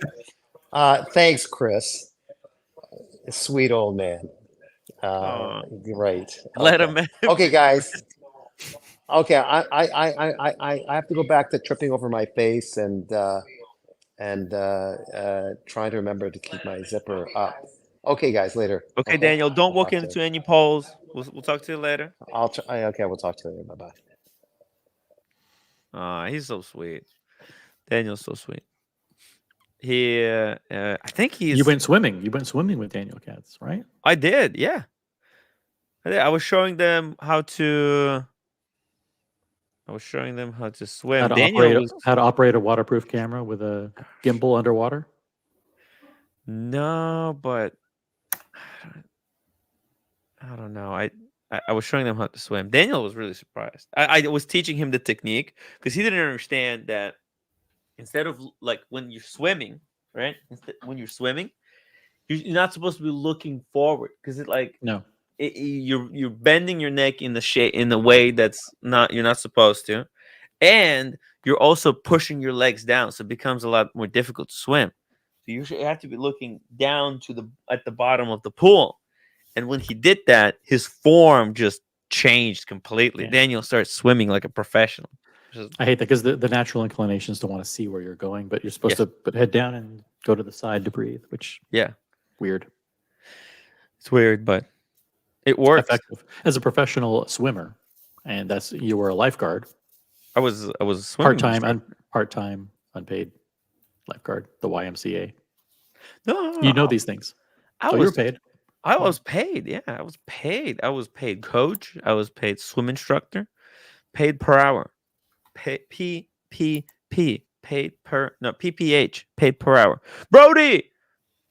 What's up, guys? Yo, did you hear this? Look at this. Rolex is now just using their money to fuck with Omega. It's disrespectful. What are they doing? Rolex what did they just do? What is they bought the building in which Omega has their best, most important boutique. Yeah, that's some gangster shit right there.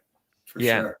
Straight up baller stuff. Purely a coincidence. Purely a coincidence, guys. Yeah, I'm sure. Yeah. There you go. But how are you doing, Brody? I'm good. I caught some of the streams from Vegas. Yeah, I thought I'd see a little more stuff at the pool, but I didn't see any of that. It was mostly some indoor stuff, but that's all right. Yeah. All right. The weather changed. The weather wasn't but when the sun went behind the cloud, it was actually kind of cold. Yeah. But it looks like you guys had a good time. Oh. It was nice meeting you guys in LA. That was a lot of fun. It was fun. Who did we run into? We ran into some YouTubers. Yeah, TikTokers. Grace X Rain and McKinley Richardson. And you are like a child at heart. Like, how do you know this? Like, you spotted them and you're like, oh yeah, I know that. That's that really famous TikToker. And I'm like, how do you know this? Now the thing They is, pop up. They pop up in my feed all the time. Yeah, McKinley's. I don't know why. I don't know why she pops up in my feed. Not like I ever knew anything about her before. right? More But about she Anyway. has. yes. Yeah. Yeah, that was pretty interesting. I don't have TikTok, by the way, so I actually only see their YouTube shorts. Oh, well, Instagram. They're on Instagram, right? The thing is, though, I imagine they're on everything, right? So look how many platforms she's on, Tim. Right. yeah, Oh my God. Venmo. She's on Venmo platform. Look at this. She's on Venmo. That's an interesting platform. See, I didn't Don't click on those links Venmo. just willy nilly because you'll end up doxing yourself. Doxing. It'll go to your page for that app and it'll say hello Artem or whatever. Shit. Let's see. Let me just close this. Let me see what this one is. Yeah, just close it first. See what these links are first. Yeah. So I was doing a little bit of research. I was trying to understand. Oh, really? You were doing some research on these TikTokers? Yeah. How they became famous? And I found something out. I found out it's bad. It's a grift that's worse than mine. I mean, dude. It's a straight. Okay, well, grift. I don't know if it's a grift, but the way they're making money is just, like they're promoting OnlyFans. Right? This is what it revolves around. It's all about promoting OnlyFans, and it's not even that great of an OnlyFans. You know what I mean? How do you know that, Tim? Tim, how would you know? How would you know? Maybe I got a free promo. Tim, rank your top 5 OnlyFans. No, I don't have. Well, number 1 is my OnlyFans, but really? I just started OnlyFans like this, guys. Dude. You know what? Ironically, I will make an OnlyFans. I'm gonna post just pictures of me. Nothing too salacious. You know what I mean? Like me in underwear and stuff, just for the fun of it. Because this is what they're doing, and it's not like, hey Eddie, hey Timmy. Hey, so like they're making out like this, OnlyFans, like OnlyFans. Everybody thinks that what is OnlyFans? But you know what? It's nothing that salacious, I mean, she doesn't have to. Like, right? Doesn't have to. Yeah, OnlyFans is just like Patreon. It helps support your creators. Yeah. And in return, they give access to exclusive content. Exactly. Yeah, you don't have to think of it as like racy or explicit or anything. Right. They can put whatever they want.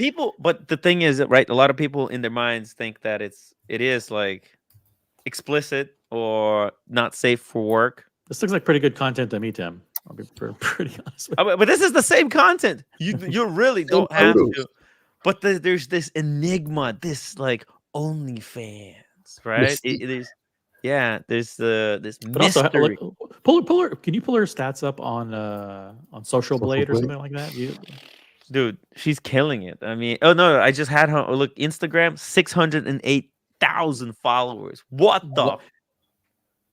Yeah. What the f? That's a lot of followers. Original OC followers her. Yeah, you can see followed by Versace Boy. It's funny because you can see because I was following her and then we mentioned her on the live stream, and now of course who knows how many people follow her. I dropped the link in the chat, by the way. Subscribe. Yeah, follow McKinley Richardson on Instagram. She's cool. She's cool, guys. The other one is Grace Rains. Did you do research on her too? I don't think I followed her. It was too much. Grace. You couldn't laugh that long. Grace Rain. We interviewed her. Actually, I should follow. Oh, I am following her. Okay, cool. Of course you are. Yeah, she's cool. She's very cool. Very cool. Actually, it was fun talking to her. She wasn't. She knew a little bit about watches too. So, actually, I should make that into a short. That moment where we're interviewing her stuff. Oh yeah, you should, Tim. You can clout chase it. Yeah, it's a clout chasing, right? I don't think about this stuff. People think I do, but if I wanted to clout chase, I'd be riding dicks here. Oh, she has. Yeah, she has 293,000, and then her ex-boyfriend is the guy, the douchey guy, with the Jack hair, Doherty or whatever. Yeah, with the hair, with crazy hair. Yeah. Is there? He has any, and he has two. He has like 12.2 million something. Oh, shit. Okay. Whoa. Sorry. What was that? Just. Okay. Exclusive content. Exclusive. How much is the exclusive content? So subscribe for free. There's 3,994 media files. Wait, did we talk about the Jack Kids Bodyguard on Halloween? Or no? Jack the Kid. No. Who? No. Let me show you this. I'll drop a link in the private chat to his Instagram. I mean, is it on his YouTube or his Instagram? No, it's on this. What is this? New York Post thing. New You can York. pull it up. Pull it up on your other screen Put first. the link in the private chat. Yeah. Yeah, private chat. There we go. YouTube. Oh shit. There we go. That's YouTuber. Oh my! With the ads. The ads. What the?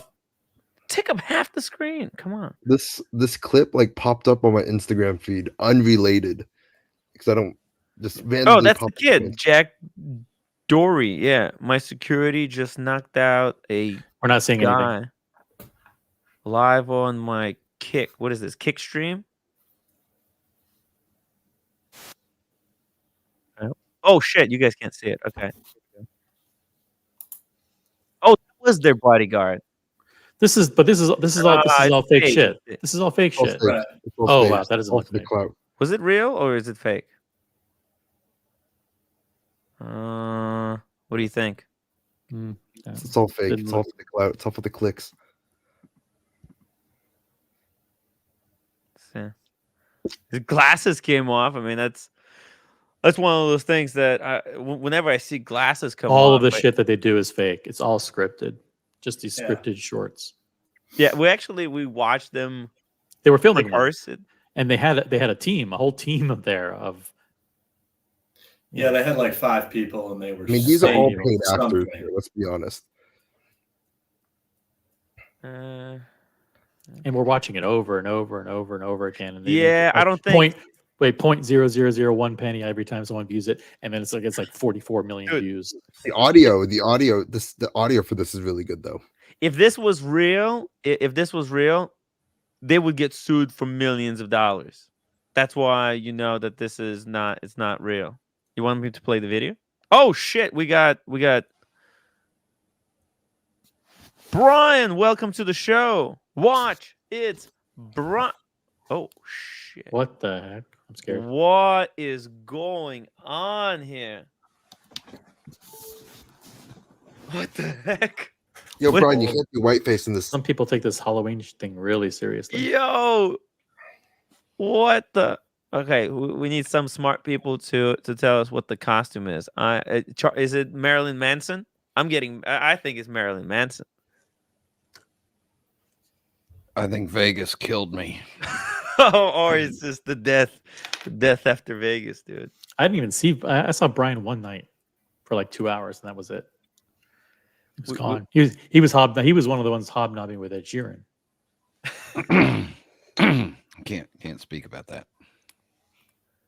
Brian, do you want to tell us about your costume? So every year I dress up in some form of a white, face, dead looking thing.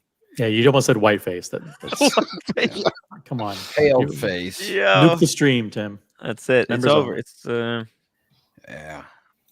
And then I just kind of as a white person, I find it really disrespectful. Yeah, well. And then I dress up as a Chernobyl survivor. Yes. And then I just stand perfectly still holding candy at the front door. Oh, okay.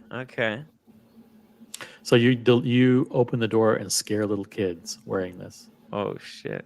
No, I stand out on the front porch. Damn, you just stand still like that and wait for them to walk up. So you smoke a pipe while you're in costume? No, they would give it away. Yeah, I can't smoke the pipe while I'm in costume, but he probably takes breaks. By the way, is that like makeup or is that? No, that's his real face. This is my real face. What you normally see is makeup. It's pretty cool. As a lot of people have been dressing up today for Halloween. I saw some wacky stuff. Wish I stayed overnight, but oh well. Maybe next year. Maybe next year I'll plan it a lot better. Roommate really likes it. Roommate says, "Wow, 100% perfect." You're gonna record it, scaring kids with your like a door camera. We have some video. Oh yeah. Yeah, I might be able to send you a video. Yeah. Send me some vids. Would love to see. Yeah. Brian scaring kids. Vimal here. He looks like Stern's limo driver. Ronnie the limo driver. You know what I could look like is the CEO of the Swatch Group. Gasby says this definitely beats Tim's bunny ears. I was not ready for this year's Halloween, honestly. Just too busy. There's too much stuff going on. I don't have the time to plan, do all this stuff. Brian yells, "Watch group shitters!" And all the kids run away. There you go. That's all right. We were giving away plastic watches to everybody. Timmy, I put my favorite father-son costume combination in the private chat. Okay, let's see that. Jesus.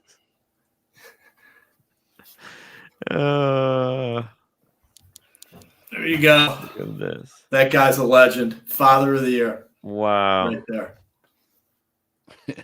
It's done to scale. That's the beauty of it. That's awesome. The proportions of the pack of cigarettes to the bottle is exactly the same in real life. I just want to see the look on the mothers that answered the door that get all offended. Oh, that's fucking cute. Barbara and Jack Daniels, the deadly combination. It's good to know that we know that Brody spends a lot of his free time on Reddit now. Yeah, good to really comforting to know. I spend zero time on Reddit. What's not surprising is that picture is on Reddit being talked about. Mm-hmm. But yeah. But yeah. What do you think? Is this fake? So what? The guy's in trouble or something? Oh yeah, you're right. Okay, so this is New York Post. So yeah, he could be in trouble. YouTuber Jack Doherty Bodyguard knocks out. It doesn't really knocks out. He knocks man down. Doesn't knock him out. The guy didn't pass out. I don't know what they're lying. Fake news. You know that this will get them another 100,000 subs. Yeah, Tim, don't fast forward. Let it roll after he falls. Let's see how. I want to see how. Well, he didn't knock him out. Really why they have to lie? Let's see how effed up he really is. He's probably a little concussed. Nah. What was he doing? Nah, that's was fake. he?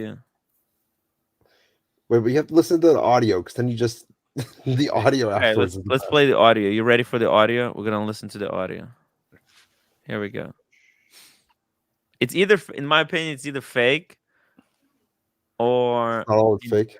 There would have to be really big reason for a bodyguard to get into physical, a physical confrontation. I'm just saying, why? You're all said, why? Who are you talking to, dog? I'm just saying, y'all said, just walk. Then walk. Oh! What the fuck you talking to? Oh, no, stop. What's wrong with you? Are you fucking Hey, what's up? Hey, one by one, what's up, nigga? fucking security guard are you? Fuck you, bitch. Walk. Dude, what's wrong Fuck with you, you? bitch. Get the fuck my face, nigga. I'm flat your shit, nigga. Huh. Well, if that's real, he's fired. So. Yeah. Well, who's he supposed to be protecting there? The little kid. Protecting this white kid. This kid. It makes no sense. This kid? White kid, yeah. Yeah. The kid doesn't look like he was in any danger of anything.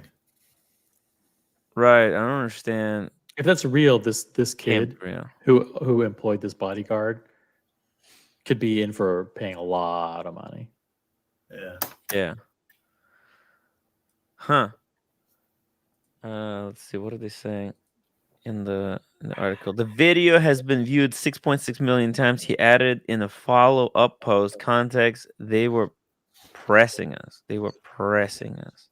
The video Dory is seen arguing with Cop 27, who's dressed as Hooters waitress over an apparent snub earlier during the party.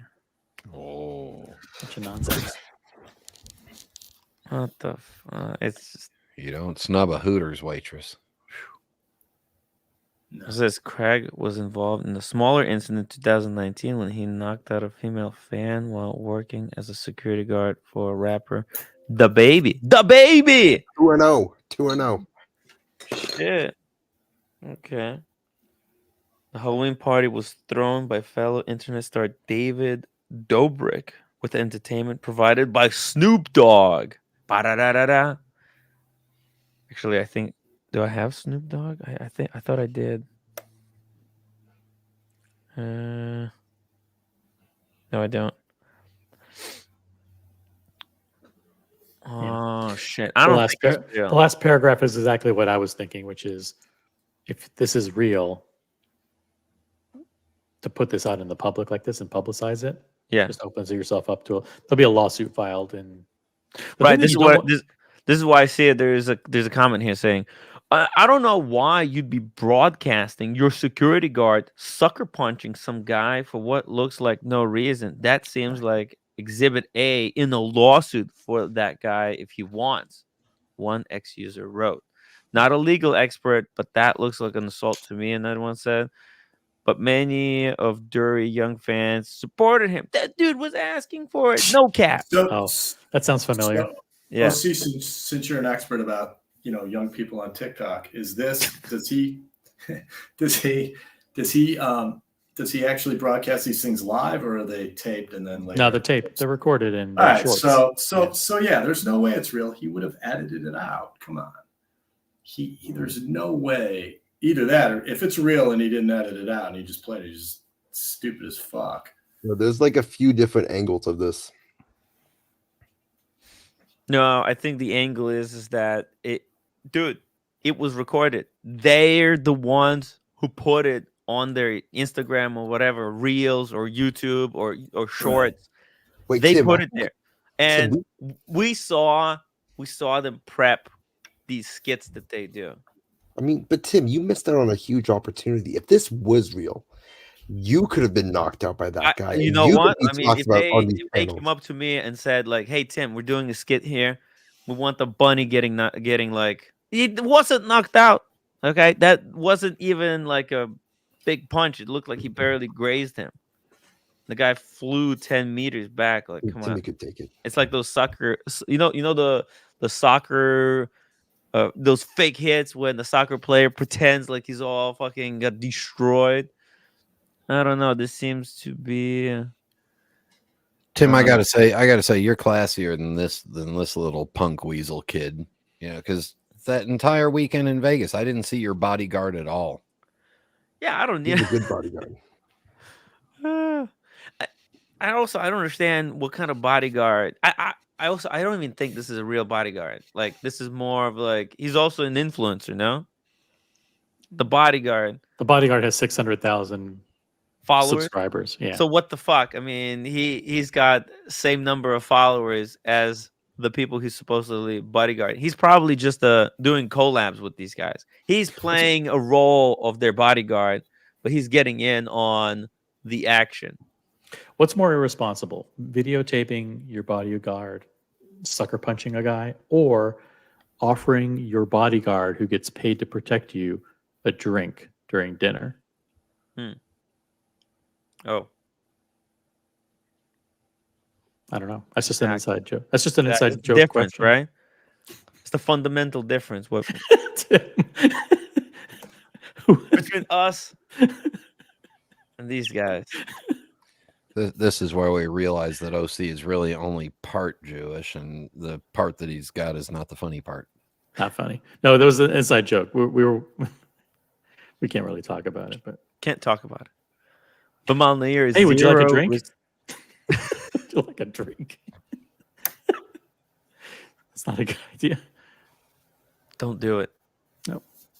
Zero Right. respect for men knocking out women. He needs to be in jail. Again, like the fact that he's not in jail is probably because maybe it was It's staged. fake. Yeah. All right, boys, I got to go get all this shit off me and clean up and see you later. All right. Brian, oh wait, the Halloween is done. You already did your thing. This is just. Yeah. Yeah. Oh, you already scared all the kids. I thought Yeah. you were just preparing to go out. No. It's pretty much done around 8:30 around here. Oh shit! It's just Brian, started. how many kids did you traumatize tonight? There were 3 teenage boys that ran about a half a block up the street as fast as, and boy, they were fast.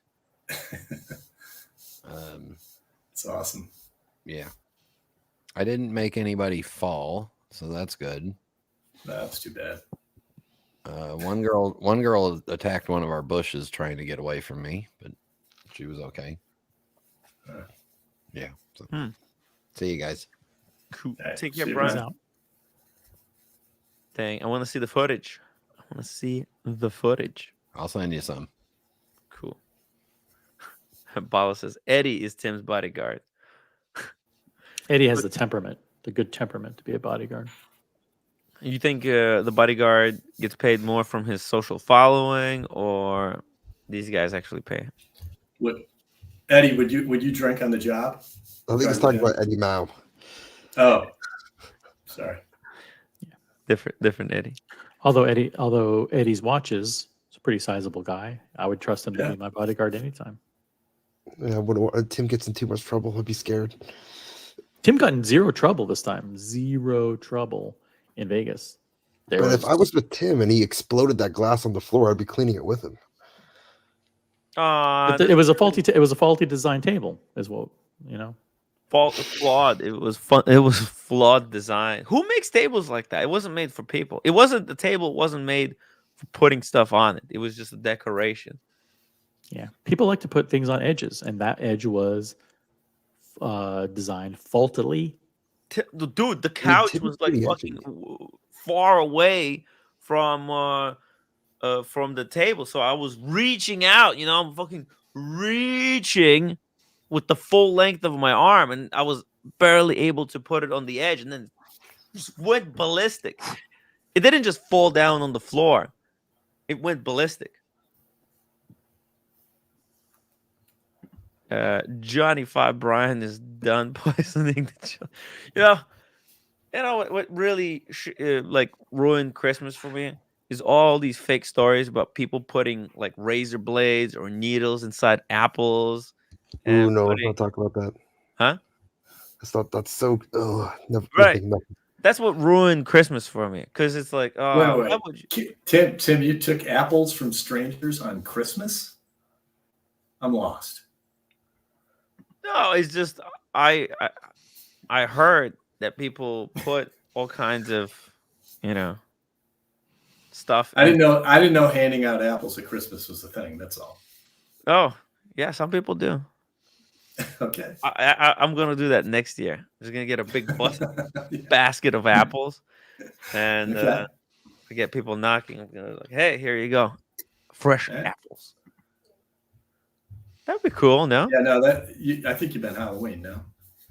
A Halloween. What did I say? You said Christmas. That's all right. Yeah. Okay. Sorry. That's all right. I got it. I couldn't even hear what I was saying. Dr. Bob's Nightmare says, if Tim had a bodyguard, where was he when I attacked his cheeks? I was not a witness to that. Tim, what did you do? What did you do to Dr. Bob's Nightmare in Las Vegas? I think both of us had a little bit too much. He would show up almost every place we went. He was good at finding people. See, I don't understand. He wasn't even in the WhatsApp group. Yet, Dr. Bob's Nightmare was very good at... The guy drove to Vegas. Yes. Showed up, found out where we were. He wasn't messaging me and saying, where are you? I think the only thing I told him was like, we'll be at the Win. like at the Right. Overlook, but from there, he was very good. He was everywhere. He's everywhere. He showed up like we hey, we're having drinks here. It's like all of a sudden, turn around, he's there. Hey, we went to the cigar bar. Oh, turn around, he's there. He came to the Booker event.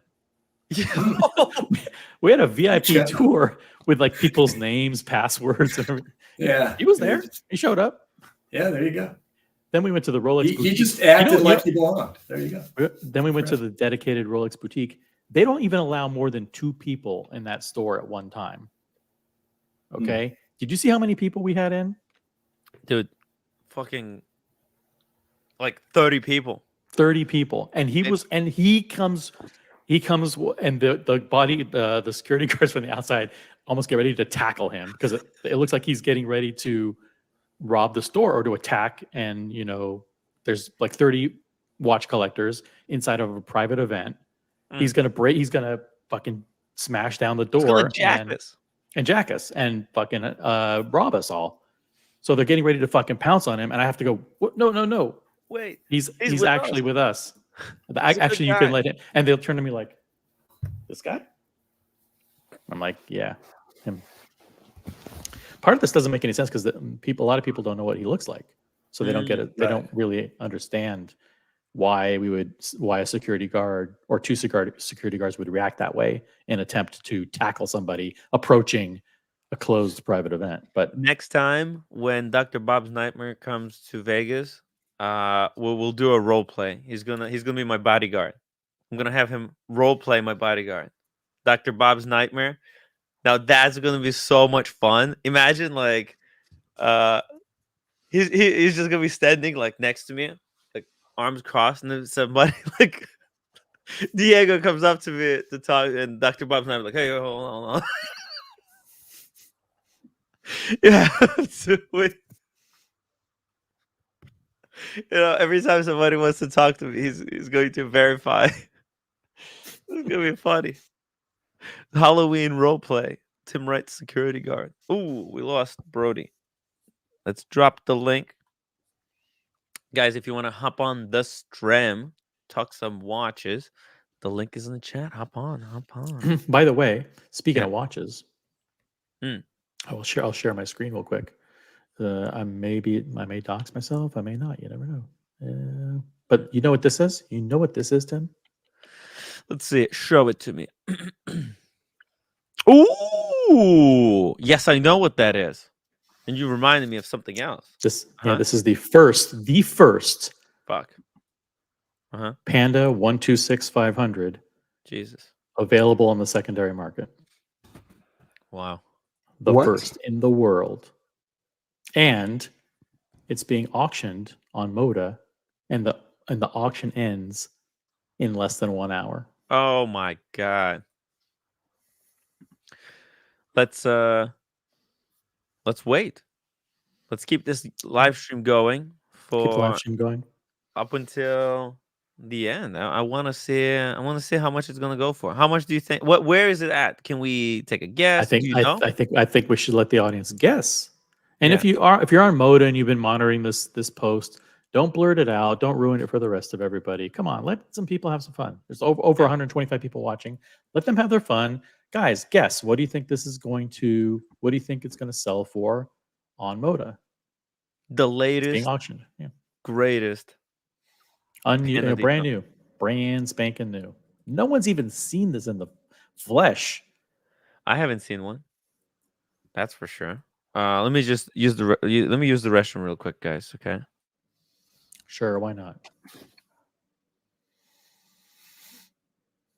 1.7 billion says Buck. That's close. It's probably a tad high. But we'll see. St. Peter, 85,000. Evan G says 26,500. That seems a little low. Vimal Nair, 36,500. Eddie Mao, 40,000 maybe. Bala says 30,000. Logan Hall, 55,000. JC, 45,000. We will see. Usually the bidding at the end gets furious. It all depends on what you think you can sell it. Like if a dealer buys this, it all depends on what they think they might be able to sell it for quickly. to somebody else. This is open to end users too. Like if you're an end user and you like, this is the piece I want and I'm willing to pay whatever it takes to get it. Right? Now might be a good time for you to, and you want to be the first person to get it. Then be bragging rights. Bragging rights, Tim. Bragging, you know, it'd be the first person in the world to have this watch. Yo, OC. Man, that'd be insane. If it's $45,000, if it sells for less than 50, then it's over. Because I think it's 39. it's right now 39. I feel like this is 39. It's okay. He's guessing. Okay. Let's see more guesses, guys. And while you're guessing, upvote the live stream. Come on, we need some upvotes here. We still didn't hit 100 upvotes. We're so far behind on these upvotes. Tim, one of my friends got the call for a Sprite GMT. 3 months wait list. No purchase history. Yeah, I mean, it's weird how that happens, right? Why? Maybe they're trying to turn him into like a lifelong customer. You know, if he had no watches, you know what? That's the best way to get someone to buy like 6 Rolexes, because they sell him a watch that's hard to get. Then he's like, "Wow, this is such a great, generous brand. Let me also get a Submariner. Let me get a I don't know, a Sky Dweller 2-tone." You know, he's gonna start spending money. Just watch. They know what they're doing. True. You know, they don't want to sell these hot watches to people who already have like several Rolexes in their collection. Like they would prefer not to. Because fuck, is that why I haven't got a fucking Pepsi yet? That's bullshit. Probably. Man, you know, it's crime that Muhammad still hasn't gotten his. Right? That's like absolute crime. That's like the most fucked up story of injustice in the wristwatch world. Wait, who's Muhammad? What happens? Muhammad Ali. Yeah, Muhammad Ali is a great guy. London. Lives in UK. London? Good boxer. Yeah. I assume London. Yeah. And he's been waiting for 2 years on the Pepsi. Wait, did he buy like a lot of shitters? No, I think he bought like another couple of watches, but he's been with that AD for. It doesn't matter. This guy is a Rolex. He's a watch lover and a Rolex enthusiast. And if you ask for a Pepsi, there's no way you should be forced to wait 2 years. Yeah. For a stupid stainless steel watch.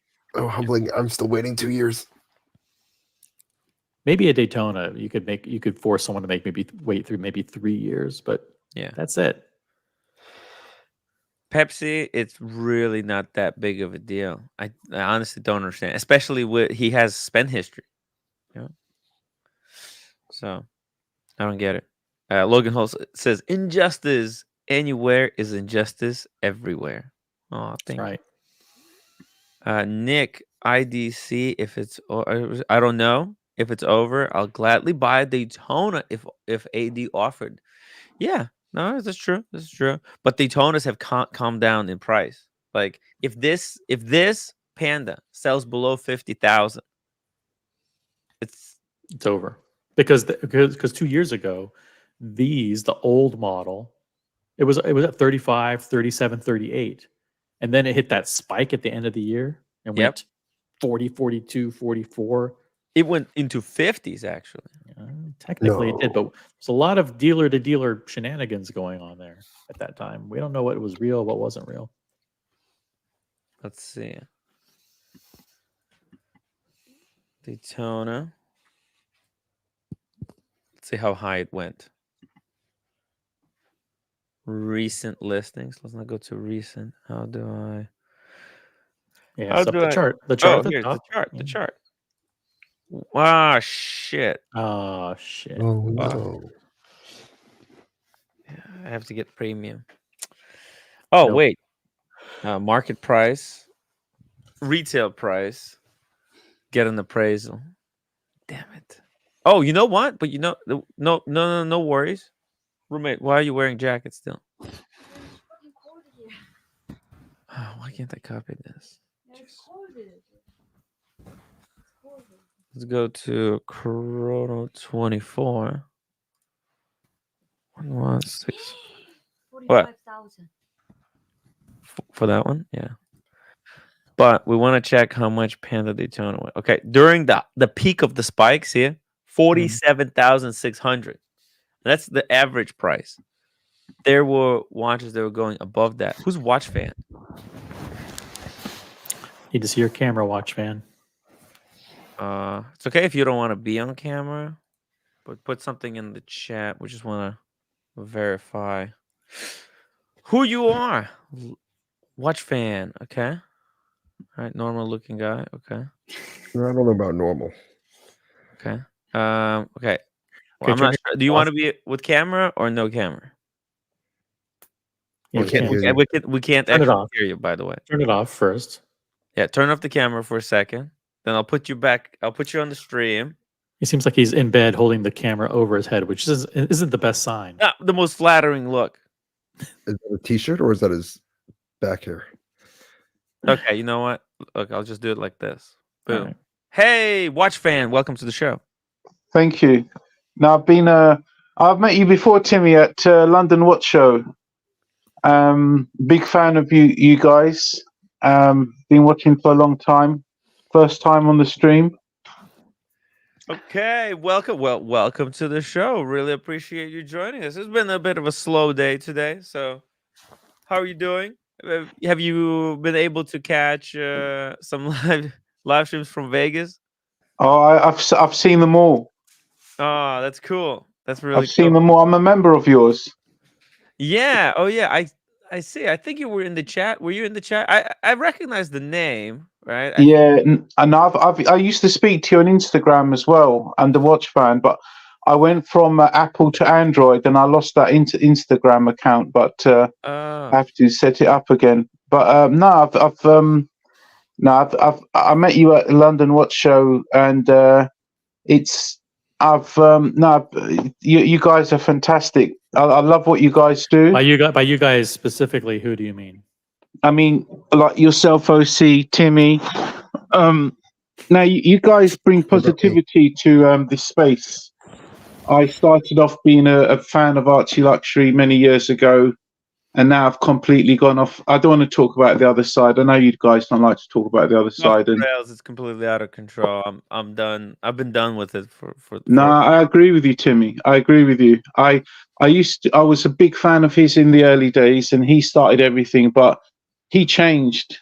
He changed from a guy that used to tell the truth to a degree, and now he just their channel is just full of hate now, and probably best not to speak about what they did to Oshin the other day was terrible.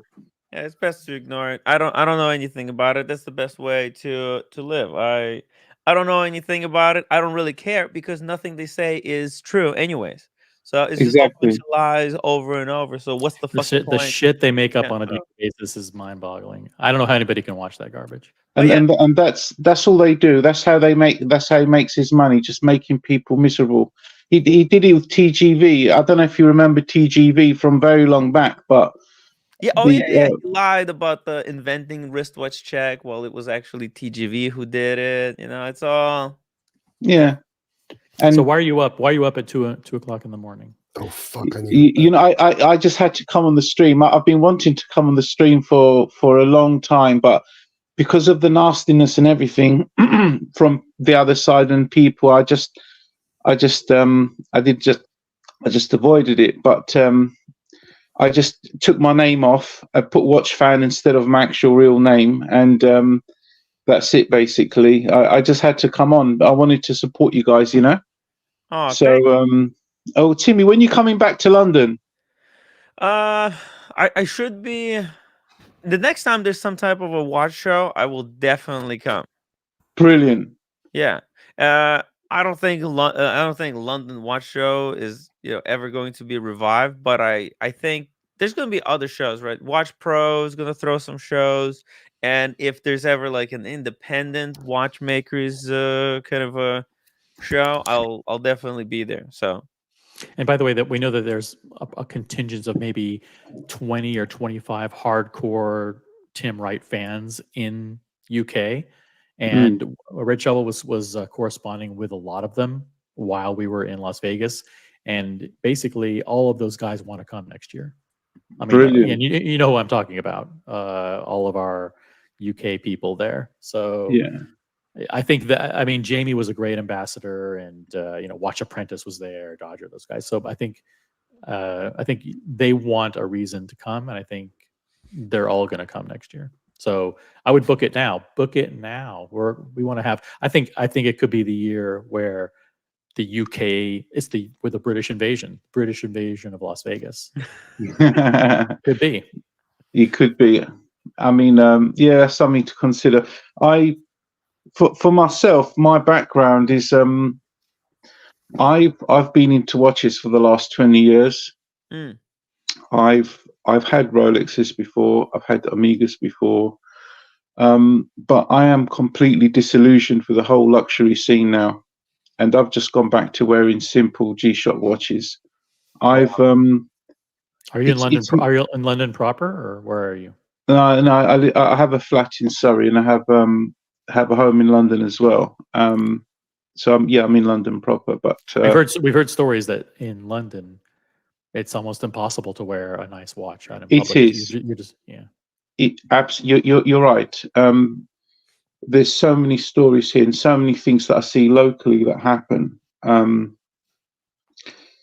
It's very difficult. I think the whole scene now is difficult. I think the manufacturers are not true to what I'm old school. I remember my dad used to have a two-tone Datejust, and in those days, people would buy something, it would mean something, the watches wouldn't change. Nowadays, Rolex, I think it's just a reflection of society. People are very selfish now. They're very fickle. They change at a penny. They change on the turn of a penny, and people now, because they change so much, the manufacturers are starting to change. When companies like Rolex now change, in that they will change the color of a bezel and everyone will go crazy over it. Just silly things. Rolex won't even, after 35 odd years, if there's a part that they don't, in the watches, that they do not support or cannot manufacture, they will not look at a watch on an individual basis and manufacture parts specifically for you. Only Patek do that. There's no, you can love these watches and keep them for years, and then something goes wrong many years down the line. There's no such thing as a watch for life anymore. That used to be a term 20 years ago. It could be, watch fan. I think there's been a lot of this propaganda in the watch world that the watch has to have original hands. It has to have the unpolished case. There can't be a single scratch on the clasp. If you got a scratch, that's it. You might as well get a fucking new watch, because it's not a single scratch at all. Yeah, there is. Oh god. And it's like, there's people who are collectors, and that's okay. When I understand if collectors, but a lot of people, they want a nice watch. And actually, I have a completely different philosophy. Because to me, it's not about the watch. The watch just has to be good enough, water resistant enough, robust enough to last a while. And okay, Rolex, if they service it, they replace hands, whatever, no big deal. But because of this gray market that exists, right? They're all fucking hammering you with they created all these fake rules about the original dial, original hands, original bracelet. There's the hierarchy: old card, new card, box, papers. And it's you can get a Daytona, like this Daytona, and this price ranges from on the gray market from 40,000 to 25,000, and it's all so made up, and there's a lot of fiction going around. It's all made up. Yeah, correct way to collect watches, incorrect way to do it. And that's that's all good and fine, but I think the most important thing, people have to find their reason for collecting. You don't even have to collect; you could just get one, and actually, it's the best, because then if you have one, you can go around, you can travel the world, you can collect memories with this watch, and You never have to get rid of it. Yeah, you can sell it. If they have to replace the dial, fuck it, replace the dial. Don't sell it. But everyone nowadays wants to be the guy who stuck a Daytona into a safe 60 years ago, and they're pulling it out today in the perfect condition. They're going to sell it for $1.5 billion. That's not happening anymore. That's nice that happened in Rolex history, but that's never going to be repeated. And it's not just the expensive watches. I mean, even vintage watches. Omega Vintage was a big thing about 15 years ago, but they're so small. They're so small, and that never bothered me back then. But nowadays, people probably wouldn't wear them because they're like 31 millimeters. I mean, and the collectors on the Omega forum, they're nuts. If you think us lot are bad, you guys will. Only they will. If you put a picture of the dial on the forum, and even if one of the forum members that is a watchmaker that I knew, one of them in London, and he said to me the dial was original, you put a picture up and all of a sudden all their armchair experts, oh no, that's not original dial, that's not this, that's not that. And we're talking of watches that have no real value. I mean, these guys are absolutely off their, delusion. Delusional, crazy people. There's no love for it. They're just, it's not a good example. Oh, the dial isn't perfect. Oh, there's pitting on the, and it's true what you said to me. It's just get a watch, perhaps, whatever it is. Enjoy, make memories of it. Yes, that's true. Absolutely. You've been collecting for 20 years. What are 2 or 3 stars of your collection? Well, okay, so I had a vintage Speedmaster, which was a very beautiful one from the 60s. I've had, let me change my position there. I've had a Rolex Explorer 1, but I made the mistake of buying the one with the small hands, or so I thought. And I was killed on the Rolex forums for that. And you sold it? I sold it. And I regret that, because looking back, I shouldn't have listened to any of them. The people are never satisfied with, they're just. I had an Omega Speedmaster at one point, nice. And I sold it. Why did I sell it? Because again, I got disillusioned by listening to people that. I don't know if you guys know this, but there's a plastic part made of Delrin in the Speedmaster, and it's I think it's to do with the chronograph. It's well publicized. Really? And there was a lot of rumors about Omega going back around 2010 that the bracelets were not made by Omega. They were actually, some of the parts came from China.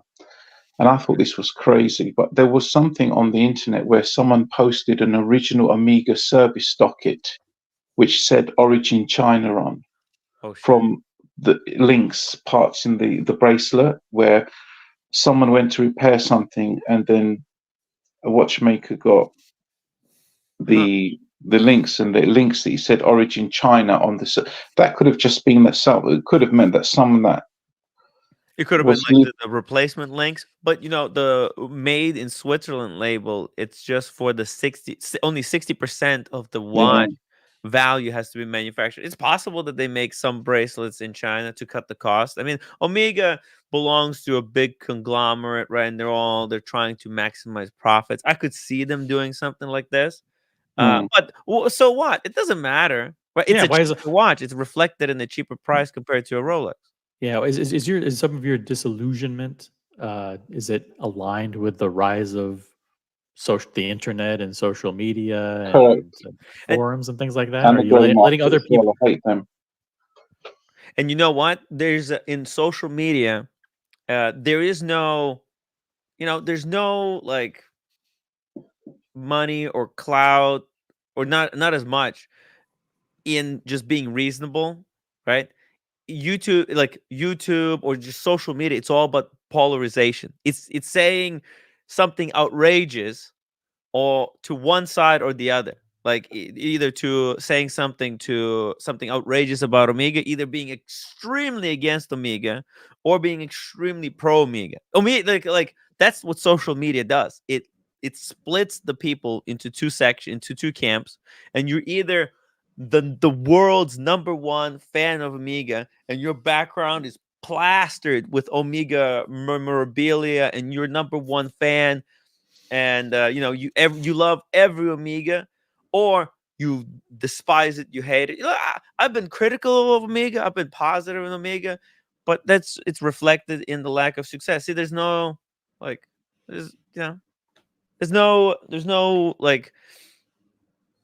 marketplace for being reasonable anymore. Everybody wants outrage. They all want outrage. They all want outrage. I mean, look at Rolex. But I think long term, it's not healthy or you sound upset with Rolex. Tell us exactly what. Yeah. I'm furious with Rolex. Tell us about it. Absolutely furious. Because I'm old school. I mean, I'm 51 years old, right? And I come from a generation where my first memories of these watches were the 36mm Datejusts, the older Submariners pre-ceramic. And these were things where people would buy them, they would love them, they would wear them. There was no social media. You'd go and buy something of quality, maintain it, and that's it. One and done type thing, or maybe two, that's it. But social media has, and people are very different nowadays. They're a lot more, I don't know, it's just nastiness. And the problem with Rolex is that they've gone along with it as well, because they're no longer a brand which, I don't know if you guys remember, but they would change very slowly previously. They would change a model every 6+ years. Nowadays, they're just bringing out new things all the time. This titanium. I never thought I would see a titanium Rolex, really. I mean, for God's sake. Speaking of titanium, they change the color of a bezel and that's it. The whole world changes. The whole world ends. This is now really popular. This is not popular. This is worth more. This is worth less. Well, it's just the whole thing is just. I think it's not so much that the Rolex has changed, but it's the people who are reporting on the changes that are just exaggerating everything. Like, oh, they changed slightly. Like, they slightly changed the color of the bezel from on the ceramic, right? And sometimes we kind of make fun of it, like, whoa, it looks like dude. But they would do that in the past, and nobody would report on it. It just wasn't widely. Nobody cared, spread. and nobody people cared. Don't really care about it. But this one used to have a T-Swiss, and now it doesn't have a T-Swiss and whatever. Yeah. Now people go crazy about all kinds of minor changes. What can we do? What can we do to turn things around? Obviously, you watch this show, which is 100% positivity, enlightenment, and good vibes. But other than that, what can we do to? I mean, we can't solve the entire industry, but what do we need to do as a community to get the fun back? Yeah. To be honest, though, I think I'm already having fun again, but I'm having fun in my own way. I've come off the luxury watch thing now, and I've bought myself 2 nice guitars, and that area, it doesn't require a lot of maintenance. There's not so much hype. You can buy something, enjoy. You can buy yourself a really nice Fender Stratocaster, and the whole point is that they are more attractive to people as they get worn, as they get used. There's none of this, if you change this or if you change that, the whole thing is worthless. So I've put I'm a modest man, I'm not a rich man, I'm not a poor man. I own my own home, it's nearly paid off. But I bought my one nice thing now, and I focused on that. I still love my watches though, but I enjoy cheap watches. Like I have 2 G-Shock Rangemans and a metal square G-Shock. And for me, it's not so much about the actual thing itself. It's more about the people now. And I get my enjoyment from your stream. I used to get enjoyment from the other streams, but I don't anymore. I don't even watch them.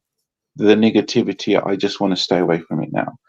So for me, it's the people now, and the people never left me. So I'm just going to stick with the people, stick with my guitar, have my basic G-Shock. And I can't afford to have a really nice guitar and a really nice watch as well. So I've chosen my area, which makes me happy, but I still enjoy the people in the watch community. That's what I always try to promote. Like the watches. That's nice. They're nice. That's what brings us all together. But it's really the people that matter, right? These are just objects. You cannot find a lot of people. They think, oh, they're going to be so happy if they only get Panda Daytona. It will solve all their issues. The girls are going to be all over you. Suddenly you're going to get a They don't even notice. Yeah, your dick is gonna grow 2 inches extra. Like people think these things can do all these things. No, that's nothing. This is just piece of jewelry, piece of steel that you put on the wrist. You have to look at the bright side of social media, or like things like this, where it's again, it transcends the watches. It transcends any one personality. It's about when you meet the people in person, or you build relationships with people, whether it be in the chat or on the panel or off the show or in person or whatever. Turns out that people who like watches, especially people who like expensive watches, tend to be pretty nice people.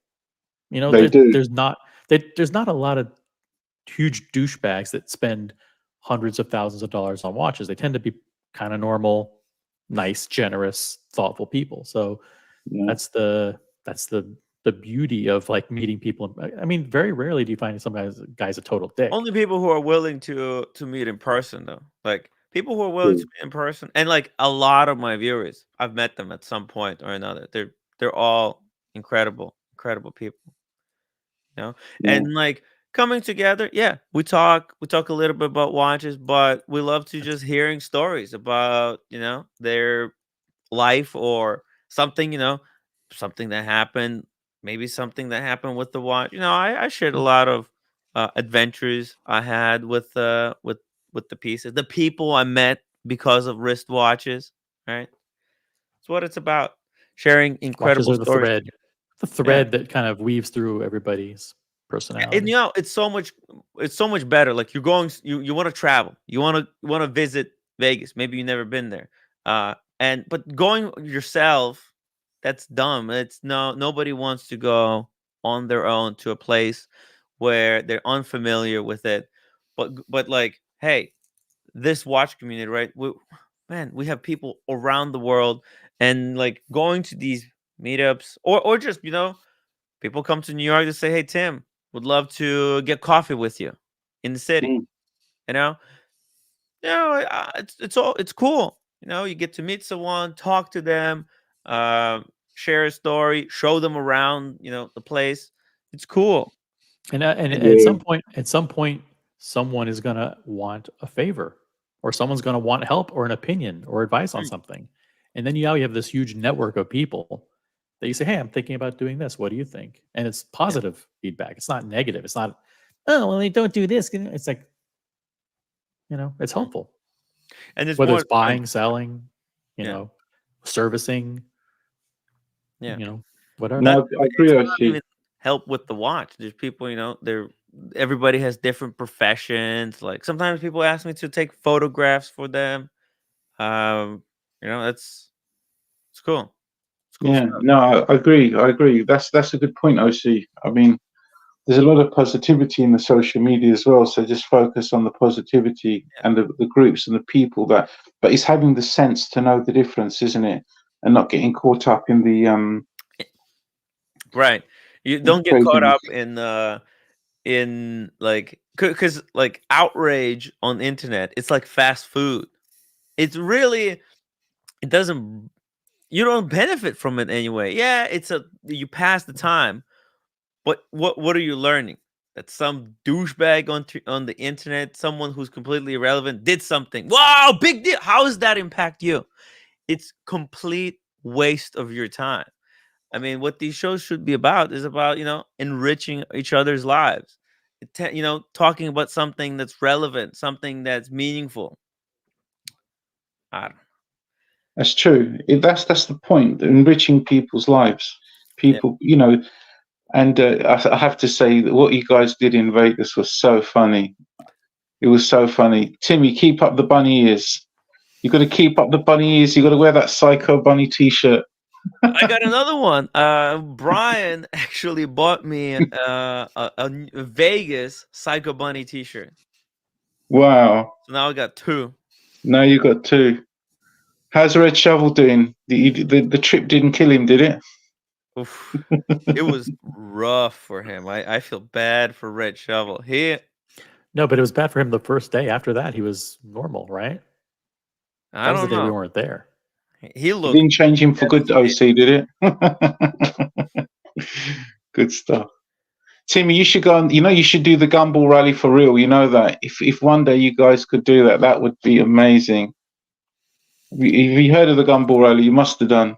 They're very expensive to get in. I think the entry to get into that just alone is like over 50 grand, and that's if you ever get invited. But I don't know. But that I could see you doing that, Timmy. I could see you being doing that with your bunny ears, going from coast to coast. And OC, that would be something. Could you imagine the stream from that? Oh, okay. Look it up, Gumball Rally. Look up Gumball Rally 3000 from 2003. There was a film about that, and all it is guys, very wealthy guys, but nevertheless they were all having fun. They went from one place of the US to another, and they just drove, and they had their expensive cars, a bit like watches, and they just had pure fun. And it's a bit like your channel. It's just fun. The whole point is fun. Yeah, you know, my only problem is that, you know, like I'm hanging out with people who are completely above my league, and a lot of stuff that we do, you know, we go to some place, right, and then it's like, fuck, I'm stuck with a 200 or 300, or you know, like I a lot of the shit I can't afford. You know, I try not to like abuse my audience. I don't like demand ridiculous super chats. You know, I'm just trying to somehow at the end of the day kind of break even-ish. But it's like really hard. I get it. Like, well, this is, you know, like I would do it. I would definitely do shit like this if I could like somehow afford it. But yeah, I'm the same. I mean, I can't afford to go to Vegas currently. I mean, it would be nice one day, but no, hold on. Don't say you can't afford it. Don't say you can't afford it, because, you know, like I shared a room with 3 people, right? Yeah. I can't afford Vegas either, right? I shouldn't be doing anything in my position, you know? I bought a fucking AirTag. Oh, not AirTag, one of these tags. I can't afford this. I shouldn't be buying shit like this, you know? But find a way, eh? There's content, you know. I tried to make it out of content. Okay, so hey, I paid $88 for the stupid tag. Hopefully, it's a life lesson for me and maybe people watching the stream. And you know, I got some super chats. I got some content out of the tag. So I kind of broke even today, you know, even with the stupid little story.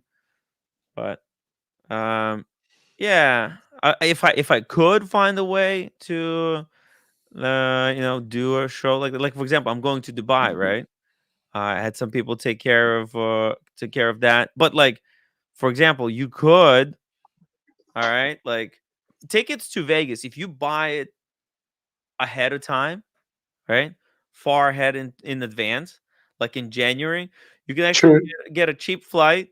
You can get room with 2 or 3 people. You know, UK, there's a lot of people who are coming from UK. I bet you can split the room, and I'll be in Vegas. You can get to know people, you know.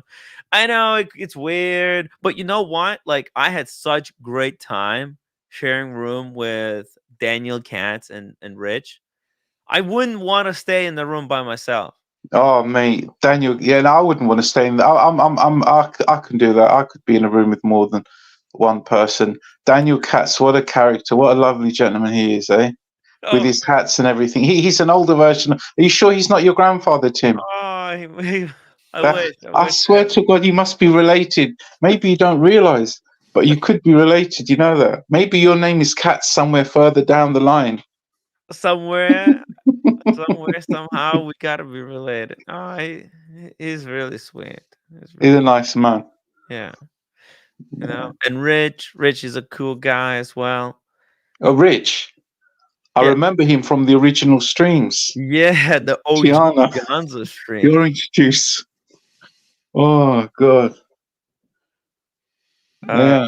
There's Logan Hall. I'm reading it, but I Yeah, Logan Hall says, watch fan, I'm not a wealthy guy either, but I scrapped up enough dough to go this year and had absolute blast. Man, I have to do it. I have to make an effort. I have to find a way. Find a way. There's the Tim Wright positivity there. Yeah. Find a way. We'll find a way. When there's will, there's a way. And that's the best part of watch collecting, you know? Getting together and just hanging out, creating memories. There's so much fun, so many stories that have been created in Vegas. I agree. Guys who've been there, they're gonna be sharing for the next, for the next couple of years. Yeah. True. What's your best memories, OC, of this whole Tim Wright experience? I have a lot of them. You backed the right horse.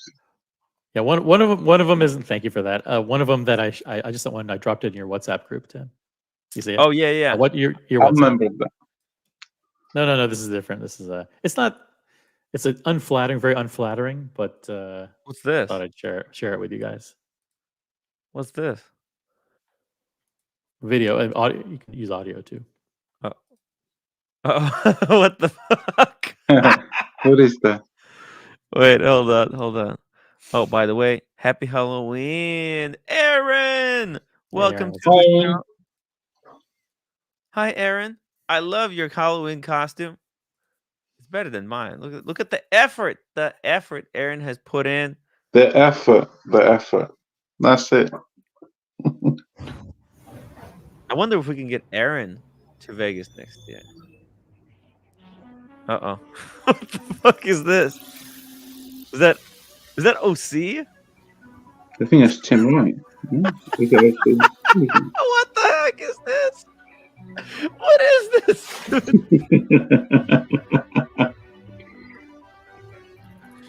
Jesus. Sphere. It's a funny little promo thing. Did you get sphered in the sphere? Yeah, Red Shovel and I got speared. Oh my! There's a video of Red Shovel too. It's very fun. The Red Shovel got 3D scanned as well. By the way, you know that they're scanning you for all that. Your scan information is gonna go to like FBI. That's right. And all the nutrition, your health insurance company. Yeah. Oh God. My watch channel says Tim buys a bunch on credit card, Cartier, Air King. Tudor. The Grossman wasn't actually a credit card. He finds a way to afford anything is possible. Yeah, I had some points. I don't have any debt. Well, except Carolyn Martin. I did, by the way. I did make a big payment towards my debt. I think a week ago, before Vegas. I think at some point. So, if I get the next Google payment again, I'm gonna try to chip away at that debt. I wish I didn't spend so much in Vegas. That way, maybe I could have expedited things because I came in the positive. I thought I was in the positive. Chris J says there's a lot of things to spend our money on, but you never know when your time is up. You're best to enjoy it. The big C word can hit you anytime. Exactly. So the best, like all the money I spent in Vegas was actually for meals and drinks that we shared with the watch community. And I only lost $100 at the thing. Everything else, it was to share with someone. And that's the best money spent. That's the best way to spend money. Yeah, okay, I spent $88 for this stupid tag, but this is garbage compared to, the money that I spent, to, feed and get drinks for people who were in Vegas. Tim, how does it work in Vegas? I mean, like those meals. I mean, when you see meals like that, they look. I mean, what was the cost of the trip? If you say you're sharing with 2 or 3 people, the meals and everything, you go there for 2 or 3 days. I mean, what could? I mean, excluding the travel to and from Vegas, what realistic? I mean, can you put a ballpark on it, or? So, for example, when I was in LA, I was there we had a dinner for we had dinner for 5 of us first. Remember at the cave, right? That was a $200 dinner. But I had, I had some money sent to me to offset the cost. It was like 200, and I also had another dinner with after Sean's event. We were at the event with Sean, and then we went to a Korean kind of barbecue place, and we had like a whole bunch of different appetizers and drinks. That was like $200, right? So, if you pay, if like the table at a good place for like 5 people is like $200. Let's say if you're planning a Vegas trip, I would plan to spend somewhere between $200 and $400 per person per day. Okay, that's a good way to look at it. Food, entertainment, because you're gonna go to shows, entertainment. Of course you are. Yeah. Extracurricular activities, cigars, drinks, stuff. Yeah. And there's also always like really generous people like MJ who apparently like paid for like a really big dinner for everyone. Yeah. So there's sometimes the community, they're fucking best people. Okay, if you give them entertainment, you come on the show, you share stories, you contribute, and when people see you in real life, they will want to buy you a drink. They will want to thank you for entertaining them, and they'll take vice care versa, of you. Yeah. So about £400 a day. And then what about the cost of staying there? So if you were sharing a room in Vegas with 2 or 3 people, I mean, it's been a while since I've traveled, but if you share it with 3 people, it could be like at the Win. If you want to get the primo experience, right? For 2 nights, it will be like $450 if you share it with 3 people. You can pull it up right now because we know the dates, right? It's October 25th. October 25th, 2024. It's too early to book. Win does not allow you to book that far ahead. But it's like $900, $950 per night. But I booked like a little bit late, and then so you $950. You can share it with up to 4 people. You can have 4 people in the room, and you can get a bed, and there's also a couch. So everybody can. So one person gets the couch. That's the person that pays the cheapest. One person gets a rollaway bed. That's actually fair market value, and then the 2 beds. You're good. Oh, you can share the bed. I mean, fuck it. I shared bed with someone before. No problem. So for about £2,500, you could probably do the whole trip. Oh yeah, exactly. That's doable. That's not too bad. It's not as bad as I thought. Yeah, I mean, think about it. It's G-Shock. Community or the what community? So you can skip one G-Shock, and then you're good. Yeah. You can plan for that. You can allow for that. Yeah. Do that every few years. That's all right. Yeah. Start saving now. We're gonna start booking in January. MJ, thank you so much for the $10 super chat. Happy Halloween, everybody. Woo! Shout out to Aaron. Aaron, can you tell us about your costume? Happy Halloween. She's like kitty. Yeah, she's a cat. Kitty. And but she's got like either whiskers or like a running mascara, like a crying kitty, or are those whiskers? Those are whiskers. Okay. I thought it was like a crying cat, like I thought it was a crying cat as well. It's funny nonetheless. Buckley says doesn't feel like Halloween. Well, I know it kind of doesn't. Yeah, I wasn't really. Hey, Buckley. Sorry, Buckley. Let's see your Halloween costume. Link for Buckley. Let's see it. Let's see what he's dressed up in. Okay, if he's going to criticize our outfits, let's see yours. OC is always wearing his outfit, the OC outfit. That's right. He doesn't actually dress up like that for work. He has a completely different look. People don't realize it. That whatever OC is dressing, that's not his normal. That's just for the show. The show. What's your normal, OC? You have to see me in person. MJ knows the real. MJ's. We spent MJ invited me to breakfast yesterday. We walked around the strip. We had dinner. Nice. We went to a show. All kinds of stuff. Oh shit! Which show did you guys go to? We saw Absinthe. Absinthe. What the heck is that? Excellent. It was excellent. But sorry.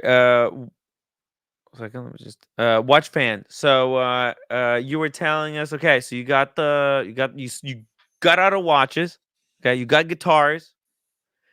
You have been a little bit disillusioned by the whole the polarization that basically ruined the fun in the watch community.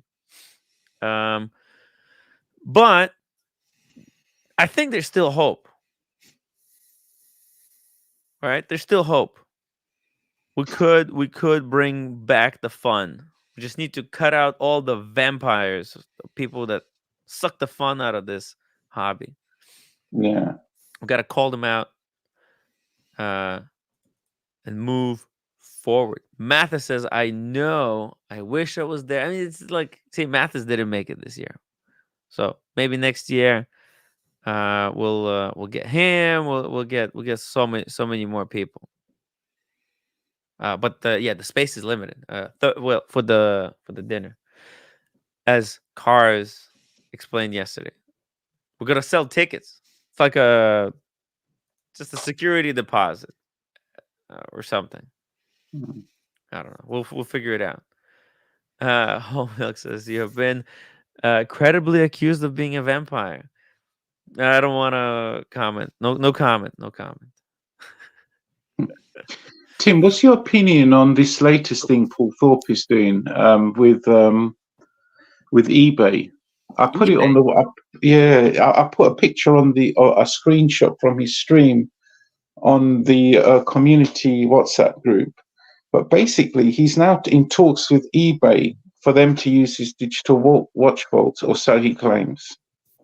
Wow! So he's trying to spruik that now. If you go on the watch community WhatsApp group, I've got a screenshot of the stream he was going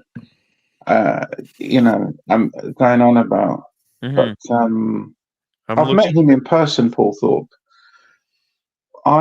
There's a video of me and him talking way back on his channel. I don't know if the video is still there. This is when I initially got my Explorer 1, and I went to him and he looked at it for me, and he said to me it was okay, it was authentic and everything. But I think Paul Thorpe as a person, I think he's a nice guy. I would like to have him as a neighbor, for example, living next to me. But in terms of their whole practice, I am far from convinced. I think that if you're going to buy something, you buy it from an authorized dealer, you wait. If you can get it, you get it. If you don't bother. I really am. The thing is, with the grey market, with anything, when you look at their, I'm not talking about anyone individually now, but I'm talking generally. The way they buy their watches, they buy them from these trade fairs. I mean, they don't really look inside the watch. I mean, they buy things which are sealed. They don't know where this watch has come from, and it's got stickers on, and watch could have parts inside which are not genuine. The movement can be genuine. You don't know. People swap the movements out. What's that a street? OC, what's that place in New York, or Tim? Maybe is it 52nd Street? What is that place 47. Okay. Well, Federico Talks Watches. He was saying many years ago he's seen dealers in that street sell watches, and they just will take one movement out of one watch and put it in another watch. The This thing is like is, with the Daytona. You just don't know with that stuff. Just best to buy it new if you know. That's my opinion. Maybe I'm paranoid. Look, you're right about a few things there. Okay, like first of all, I mean, Paul Thorpe as a guy, yeah, he's a good guy. He's a gentleman, right? But we're not talking about Paul Thorpe, the real person, the family man, right? He runs a YouTube channel, right? And he has a business that he's trying to create. So the business I don't like. Yeah, when he's talking about this business, right? He's got his business incentives. He's been paid, he's paid, fully sponsored by gray market dealers. So he's biased. You can't, money biases your opinion. And I think there is a lot of conflict of interest in this digital watch vault. Because gray market dealers are investors, right? Like Roman Sharf is somehow involved. Fake Ray-Bans. Huh? Fake Ray-Bans. Exactly. He saw fake Ray-Bans. Allegedly. No. It's not allegedly. He was sued and settled out of court. Yeah, Luxottica took him to the task for doing that. And it's the fact that investors, gray market dealers are investors into this company, compromises the integrity of the business. Do you understand? Like it's just, in my opinion, and it's like I know because I know how money affects people in my position. You give me money, it will affect what I say. It will affect when Nico Leonard was, actually Nico Leonard never gave me money, but like David SW, for example, when I was sponsored by David SW, at certain times I went over, I went over the top, promoting it. Well, yes, David SW, you could be assured that you'll get an authentic watch. His price is a little bit expensive, right? I did, and I downplayed it. I downplayed the truth that he's overpriced. David SW, if you go to, for example, European watch company, you can probably get stuff cheaper. Let's just see. And like, I'm not sponsored by either of these guys, right? So let's just take, for example, how about we take this, for example. Let's take the Submarine. Let's put it in search in David SW. Let's search for it. All right, they got two examples here. 115, 118. All right, let's go to European watch company and see if they sell Cermets as well and how much they price theirs. Let's just do a check. Okay, 15.5 for theirs. Let's see. Like new. Okay, so this is like new with like a box or everything, right? We'll go back to David SW. His cheaper one, October 2021. Okay. Condition is excellent. That's fine. Box papers, everything. But unworn 2022 is 17. Okay. So $2,000 more. $2,000 more. And I'm thinking like, and what's the list price of that watch retail? And also like what are the buy prices? They like European watch company has always been really, really fair with their prices. They got trade-in, they're very good. And they give you swag, tons of swag when you buy stuff. They give you like a watch roll and stuff, sometimes. Anyways, like it biases, money biases. So you get people, like gray market dealers invested into an operation like this. There's a conflict of interest. So I just, it's by definition. People can say all they fucking want that, I don't actually, it doesn't impact what I think about it. Not true. Not fucking true.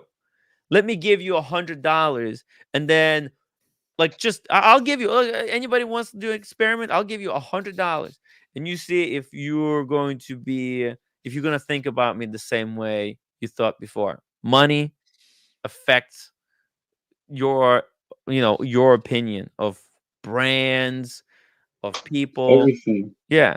So like if whoever you take money from, that's who you're gonna agree with. I take my money from only my viewers. So I'm like, and like what? My viewers, they're real people. They're collectors. They're enthusiasts. So my opinion comes from people who are sending me money, via super chats or PayPal's. But like, I no longer take money from gray market. So it feels so liberating because I'm actually able to tell the truth, how I feel. And there's not that voice in the back of my head that says, you better be careful. Don't say too much about this brand or that brand. You might lose a sponsorship. Yeah, that's a reflection of you, Timmy. That's a good reflection of you because the first time I was shall I say I was really impressed by your style was I remember watching a video. I can't even. It was you met some guy somewhere, I think in New York, and he had a convertible BMW, and I think he just called you up or he contacted you. I don't think you even knew him very well. And he said, "Oh, I'm in the area." And you met him. You bought him a drink. You didn't know him from whoever he was.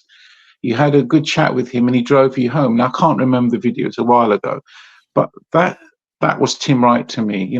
Tim Wright is the guy that he'll meet someone, he'll buy them a drink, they'll buy him a drink, you'll have a good chat, and no problem. From that moment on, I was switched off from, let's just call them the other guys. I don't want to bring any negativity, and I'm not going to talk about them. I don't want to. Because he wouldn't do that. He wouldn't do that. He wouldn't do that. That other person, he wouldn't buy someone a drink and have a chat with them, and he wouldn't. He would want money before he even looked at you. That's the difference between you and him. That's your genuine nature. And I think this is why people like you, Tim, because you're talking to a human being rather than someone who's just interested in controversy, drama for the sake of profit. And that's the truth. That's all it is. You bring a realness to. It's going back to the people again. And the good thing with you, with being in your group, being a member of your channel, you can feel that they're genuine people, as opposed to, let's just say, let's not talk about anyone else. Let's just say other people, whoever they may be. They could be, I don't know, whoever they are. Yeah. There's a genuineness to your channel. I try to be honest about everything I do. I mean, like, I don't, like, everything I say is truth to my best ability. I try not to make up stuff. I found out, to me, real life is much more interesting than something that's some made up bullshit. Yeah. And that's it. Yeah, I find I could have fun, just chilling with Daniel Katz. I don't care. I mean, I go with people that want to be with me. If somebody says they want to be, I would love to. Because it makes my day, and I'm sure it makes theirs. When I met Rich that first time, it really changed my perspective on doing this show. And I'm glad. That was so funny, Tim. That stream when you were in New York with Rich. It was New York, yeah, and you met that Tatiana. Oh God, walking home. My God, you took some risks going home on the tube. But what do you call it? The subway, metro. I don't know what you call it. He actually, I think I swapped him in, or he went into the train. But then he told me that later he went upstairs to get on the train, but then later he went back down and took a cab. He didn't actually want to get out, but it's perfectly safe. But yeah, I get it. He was in a new neighborhood, and I took him to a really, really sketchy place. Like, it had construction work going on. It was a perfect place to, like, jack someone if they really wanted to. MJ, thank you so much for the $5 super chat. Mathis, keeping the stream Jabroni free since 2022. Happy belated birthday to a true icon. Yeah, happy birthday, Mathis. Happy birthday, Mathis. Another legend. Oh man, Mathis saved my life. Literally saved my. I'm not joking. It's not a lie. I was bad. I was really bad. And Mathis fucking took care of me. Yeah, I really appreciate that, man. It's a cool guy. Oh, and speaking of cool guys, we got George Varghese joining us. Good evening, George. I think George was one of the people with like the best watches at the in Vegas. Like he brought out the banger. You know, that's the Starry Watches that you Variant. don't get to see. Yeah, you don't get to see every day. Yeah, you don't get to see it. Never. I never. I don't think I've ever seen that watch. Maybe at some auction, but I don't think even at any of the auctions, like Phillips auction. We went to Phillips, Christie's. I don't think I've seen that one. So it was cool to actually see it in flesh.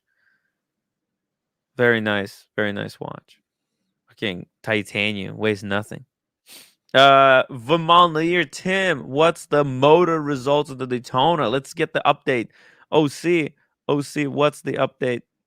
The update is that it was, believe it or not, for a long time stuck at 35,000. Oh, 35,000?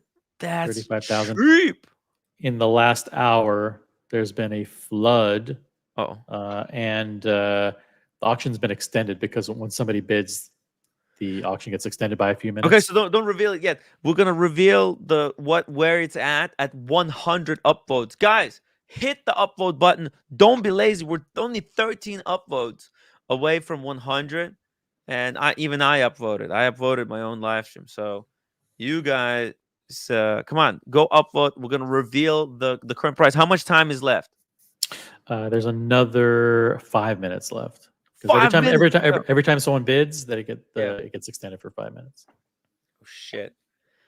35. That's not a good sign that it was stuck at 35. Jesus. Watch fan, what do you think this is gonna go for? I'm not too sure. I'm a bit out of touch with these used prices on these ones. What is it currently? 35. Currently 35. Yeah. I wouldn't want to guess. I'm out of touch with that. What do you think? What is the rough guide? What do they normally go for? Nobody knows. This is the first one. This is the first one of the new model. Yeah. And how much time is left? 5 more minutes. 5 minutes to go, guys. 5 minutes. 6 more upvotes.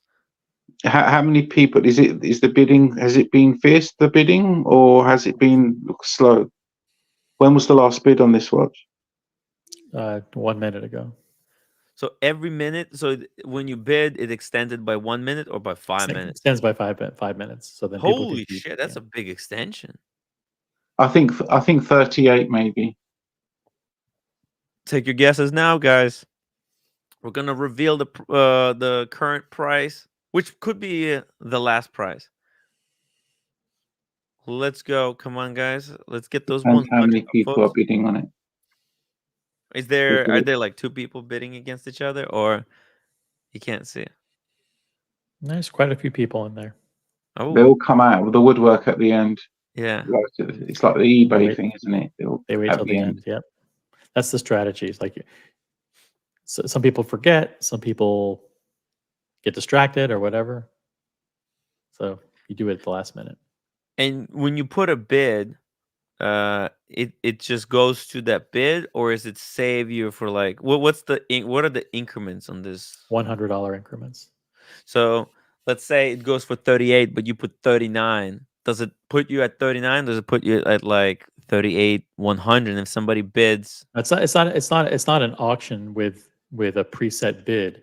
You type in, for example, if the bid is 35.1, you bid 35.2, and the next person bids 35.3 or whatever. Your bid can be as high as he wants, but it has to be at least $100 above the previous bid.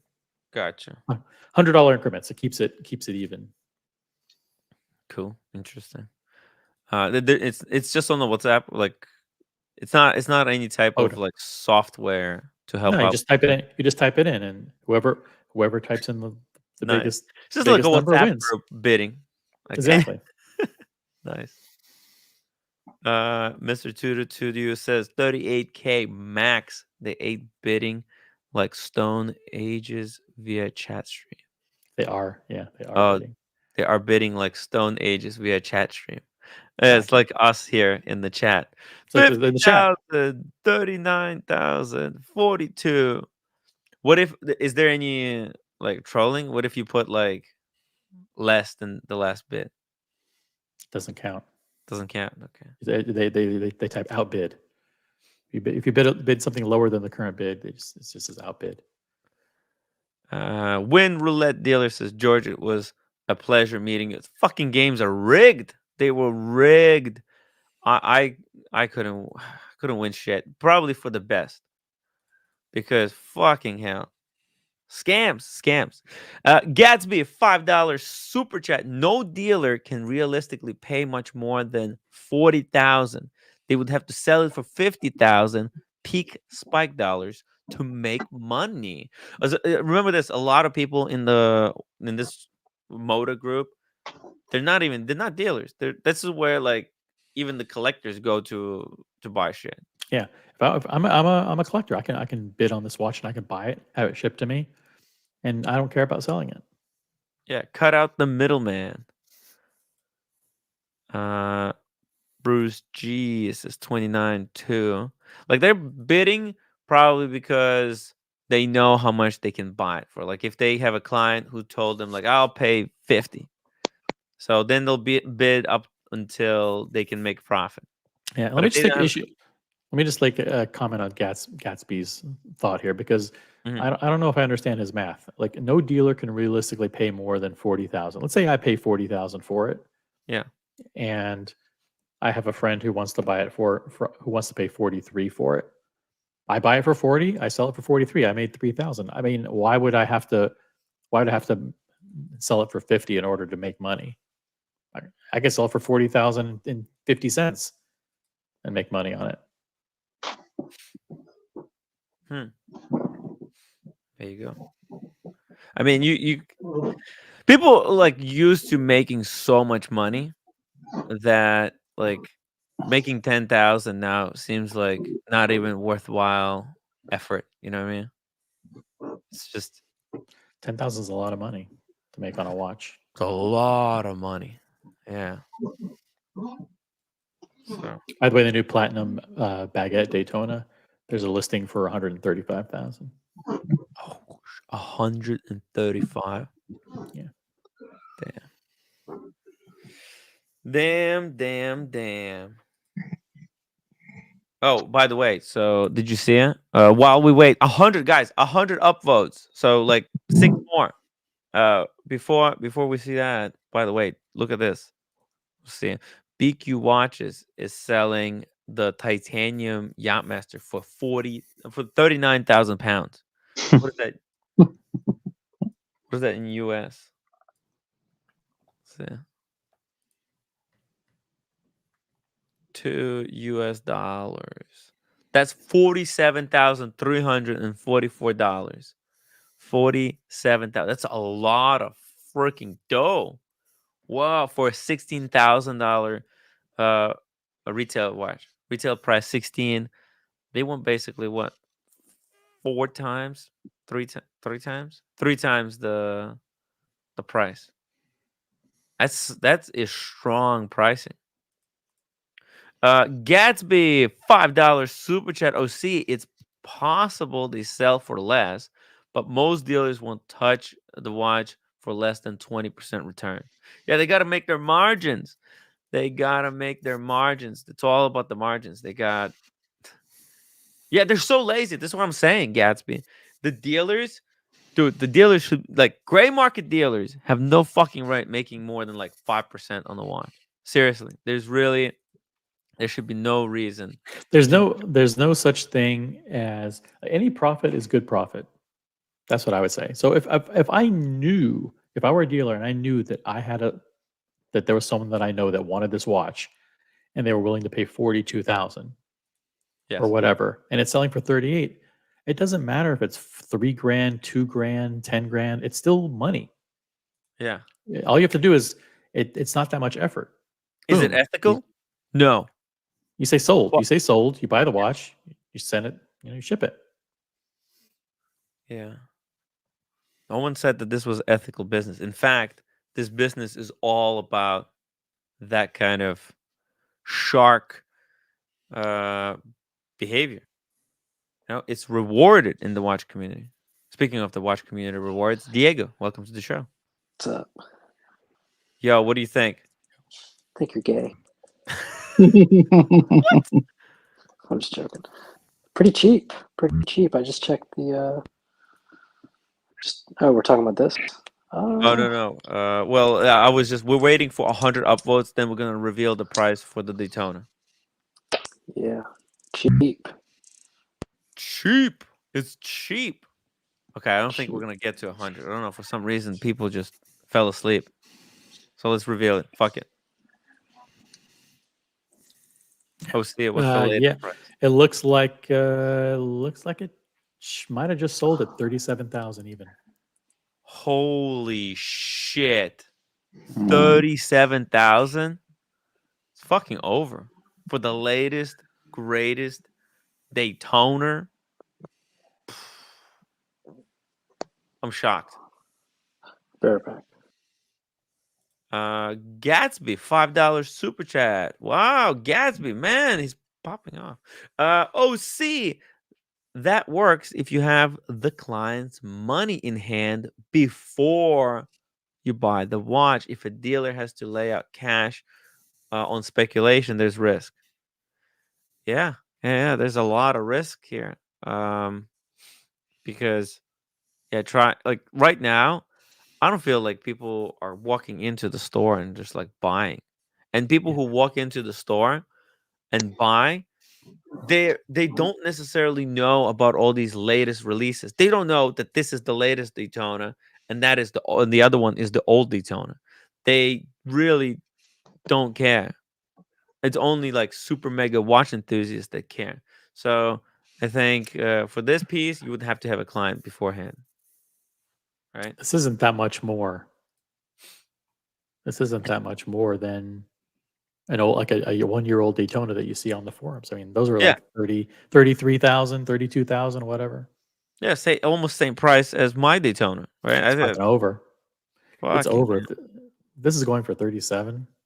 I mean, there was a time when prices were going up, that 37 seemed cheap. Remember, at the beginning of 2022, we were having debates. Would this be 75,000 or 100,000? And most people said 75 is too low. This will be 100,000. Yeah, I thought it was going to be 100,000. Right? And here we are. What a difference 2 years makes. Yeah. Shit. Well, no one thinks it's going to be 75,000 next year. Could they be below retail soon? I mean, if you think about it, there's actually a lot of these Daytonas out there. We'll see. Like a lot. There's a lot of Daytonas. I had a guy who had 8 Daytonas. Panda Daytona. He bought all of them retail by bribing sales associates. And he pulled them out and opened the box like this. And he said he has more in the back too. He's like addicted to Daytona. Well, I mean, they bought them all at retail, then good for them. But yeah, they could have made a killing. It's a different problem. Tim G says WeWork still has to pay the owners of the office building. Yeah, what do you think, Diego? I think the catalyst to get the watch market back up has not arrived, and it doesn't matter if there's new releases. There's no faith. People are not going to get caught with their pants down again over hype. And this just proves it. They don't believe that watches are investments anymore like they used to. That this is an appreciating asset that's going to outperform S&P, right? Like this is what the gray market dealers were saying. Rolex is going to outperform S&P 500. If you look over the past 10 years, This is what happened. Blah blah blah. Get the fuck out of here. That's what Paul Dick was saying. Enough with Paul. Jesus. You know how there's like watches that we say are not worth the AD chase, like the 321, the Snoopy, stuff like that. I think pretty soon the Panda is going to approach that. It's not going to be worth, like, if you want a Panda, it's not going to be worth playing the game to get it. You may as well just go buy it gray market, save yourself a lot of time, a lot of money. Yeah. Like you can go for like that Panda Daytona. Fucking nice. 37, and it's I think it's gonna be down from here. What if they start like fucking just flooding the market with these new ones? You're gonna see one tomorrow for 36.5. Shit. And you're gonna see one for 35. And then guess what the buy price for this watch is gonna be? It's gonna be 28,000. What's gonna happen to the older models? They're gonna plummet. Fuck. Why? Why are they going to plummet? I don't want them to plummet. Actually, you know what? I don't really care because I'm not selling mine, so I can get it all engraved, and people are not going to be saying like, "You desecrated a Daytona." It's the work of art. You know, how could you? Yeah, it's fucking over. It's really over. I mean, it's an incredible markup on that watch. A $17,000 watch for 17 to 37. It's more than double. We would get it, but we're so jaded. 17,000 retail? Yeah, like 16,100 or 17,000, something like that. Shit, they increased the price. Not, yeah, like 16.2 something. I'm not sure. The juice ain't worth the squeeze, Tim. Pull it up. Let's pull it up. I'll pull it up. Here, I'm pulling it up. Guys, I'm going to say good night. Watch fam, great to have you on. Thanks for sharing your feedback. Jump on again. Don't be disillusioned. We got your back. Thank you. I will jump on again. Yeah. I know it's late over there on UK side. You join like really late, but yeah, next time feel free. You know, join right at the start. Jump on the community channel during your daytime. Yeah. Yeah. No, it's a pleasure, guys. I will do now. Now I've done it the first time, and you hide your name and everything. It's fine. I broke my cherry now on the stream, so on the stream. So it's not scary anymore. It's you did it. That's it. You do it like a Band-Aid. Next thing, you have to get to know some people over there in UK in person. I will do. Yeah. All right. Definitely. All right. Good night, guys. See you soon. Good night. Take care. Giorgio the chef, $5 super chat. Speaking of which, seriously considering a 116500 black dial. Price still needs to set it in for me. Seeing a 23 BNIB full set for 26 2003. So basically saying he sees the one from 2003 for 26,000. That's 2023. Yeah, 2023, which is this year. It's very good. 26,000. It's gonna go down, especially now that. So don't buy now. Wait like a couple of months. They're gonna be a lot cheaper. I think January is gonna be the cheapest price. If you have a bigger wrist, you might like the new model better. So yeah, that's a good point. Yeah. And the new ones are not even that scary expensive. If they were going for 75,000, like. Tim, I saw the baby Le Mans, which is like the white gold black dial Daytona Oysterflex, for $42,000 on Moda. Brand new. Fuck. Mine was going for $42,000 like 2 months ago. Mine's the old model. Yeah, it's over. It's fucking over. It's a disaster. It's okay. That means we can enjoy these we don't have to baby these watches as much as we used to. You know, like they're not people were think about how many people were like, you know, really worried about the condition of their watch. Now everybody can relax. And by the way, when we say it's over, it's not like the fun is about to begin. It's over for the flippers. It's over for the flippers. That's what That's what we're highlighting. The fact that it's over for them. Their heyday is done.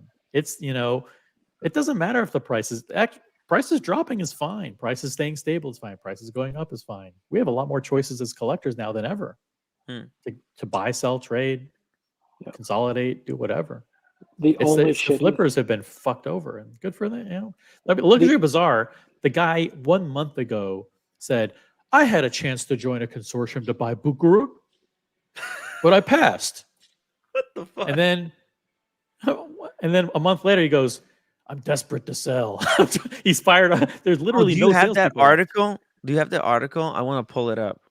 Yeah, because we talked says, about I it, but sell? we never looked at the article. I want to just Google "it's over." It's the first thing that pops up. But in all serious note, yeah, prices dropping is great for us because we get to buy pieces that we didn't want to pay that scary hype, like peak of the market price. Like it was just a risk.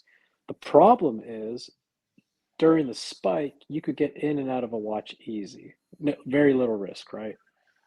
Now you take a bath. There's a lot of fakes. No. I think, Diego, there was because I'm talking about buying like an Aquanaut for 80,000.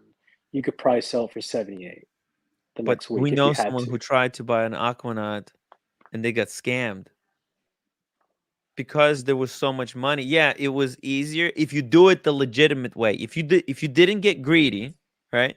If you went to European watch company, if you went to well established businesses like Watchbox, right? If you did business with them, yes. But because of the hype, right, there was a lot of people who fell for Timepiece Gentleman's bullshit. They fell for the Wizards fucking nonsense. I'm not talking about that, Tim. I'm talking about when the market was trending up, you could literally say, "Oh, I bought this watch for 30. It's okay. If I want to get 30 back out, I probably can." Today, if you buy this Panda for 47, or what did it sell for, 37? Go and try and sell that. Go and try and sell that to Marco for fucking 37. It's not happening. He's going to give you 30, if that.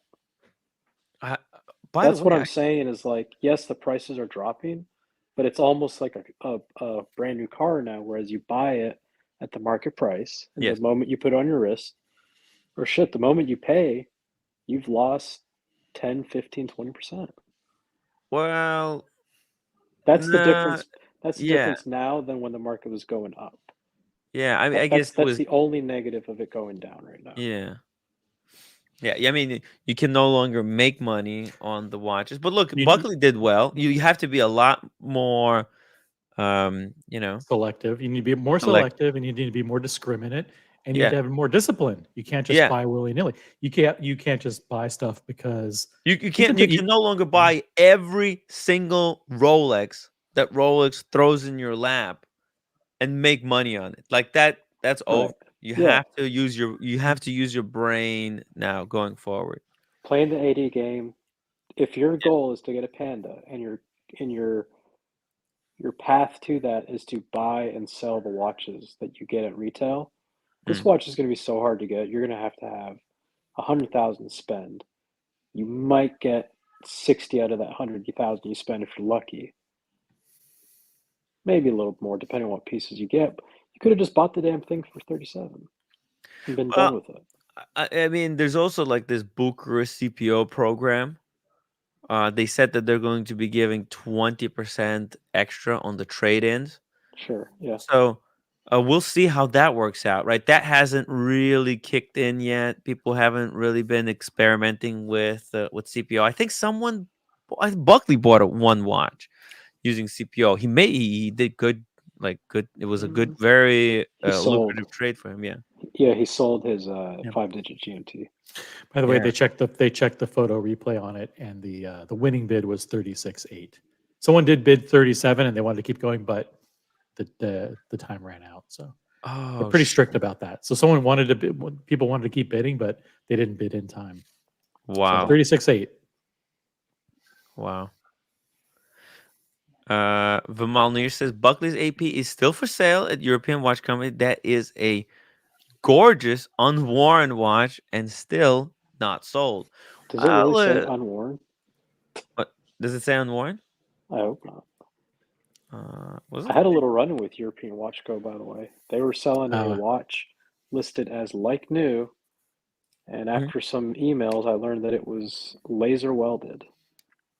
Well, like new. Yeah, they restored it to like new condition. Yeah. Yeah. Yeah, I mean, you gotta understand the average person doesn't give a rat's ass. Oh, it's on reserve. Yeah, I know, but like, imagine if you've got like a water issue with it, and you send it to Rolex, and they say we're not going to warranty this because it's been laser welded. Yeah, I mean, they should be more transparent. Yeah. This is why Rolex authorized, Rolex certified pre-owned. They probably wouldn't even touch something like that. But did they know? Like, what was the discussion? Because like European watch companies, a big operation, got a lot of different employees. Sometimes, shit gets mislabeled. They're probably two listing guys. fucking. This is like two guys. Come on, they don't have like a giant operation. There's no. No, but look at listing. the amount of watches they have to process. So somebody in the community like had a conversation with them, and they showed them their state of the art laser welding system that can bring watches back to factory specs. Blah blah blah. Wow. In no listing does it say this watch was restored, laser welded, new chamfers cut, nothing. Huh. They simply graded on a scale of unworn, like new, very good condition. Like I get it, but like you have to disclose. It should be like it If should the have watch- a label saying restored. If the watch had a dent that required a laser weld, I'd like to know that. So what ended up happening was the guy wrote back about my inquiry. I said, hey, this says like new. Has it had any work done? Which you shouldn't have to ask, right? Which I said, i.e. laser welding, polishing, etc. He said, yes, it was laser welded on the side of the case. It was repolished. And I said, okay, that really needs to be disclosed because that to me is not like new. That's like buying a like new car and finding out it had bodywork and was repainted. Mm-hmm. And he said, you're right. We have changed the listing and we've reduced the price. So they reduced the price by $600 and they changed the listing to very good. Mm-hmm. But it still doesn't say anything about laser welds. Yeah, they still don't have a category that says case refinished or laser welded. Yeah. What would you rather have? A laser welded, restored to new like condition, or a case with a big dent on it? I mean, I like to have the choice to know what I'm paying for. I don't want to pay market price for something that has been restored when I can go pay the same price for one that hasn't and still looks the same. Right. No, but I'm asking like, what would be a better scenario? Because like sometimes you get these cases, there's like this corrosion that just eats into the case. Sometimes you see this was like a 2023 Batman as an example. Oh, okay. That's like not even. That's just like common watch. But yeah, I get it. I get it. Yeah. Like, did you see Eddie when Eddie fell off bike? Mm-hmm. Bicycle. Or was it a horse? I think Eddie fell off a horse. It was a dragon. Yeah, and he severely damaged the Datejust. Yeah. But he took it to get it welded on the gray market, right? He did. No, they did a good job for sure. Yeah, I wonder if it's like noticeable, if you can tell, but yeah, you want to know stuff like that about the watch.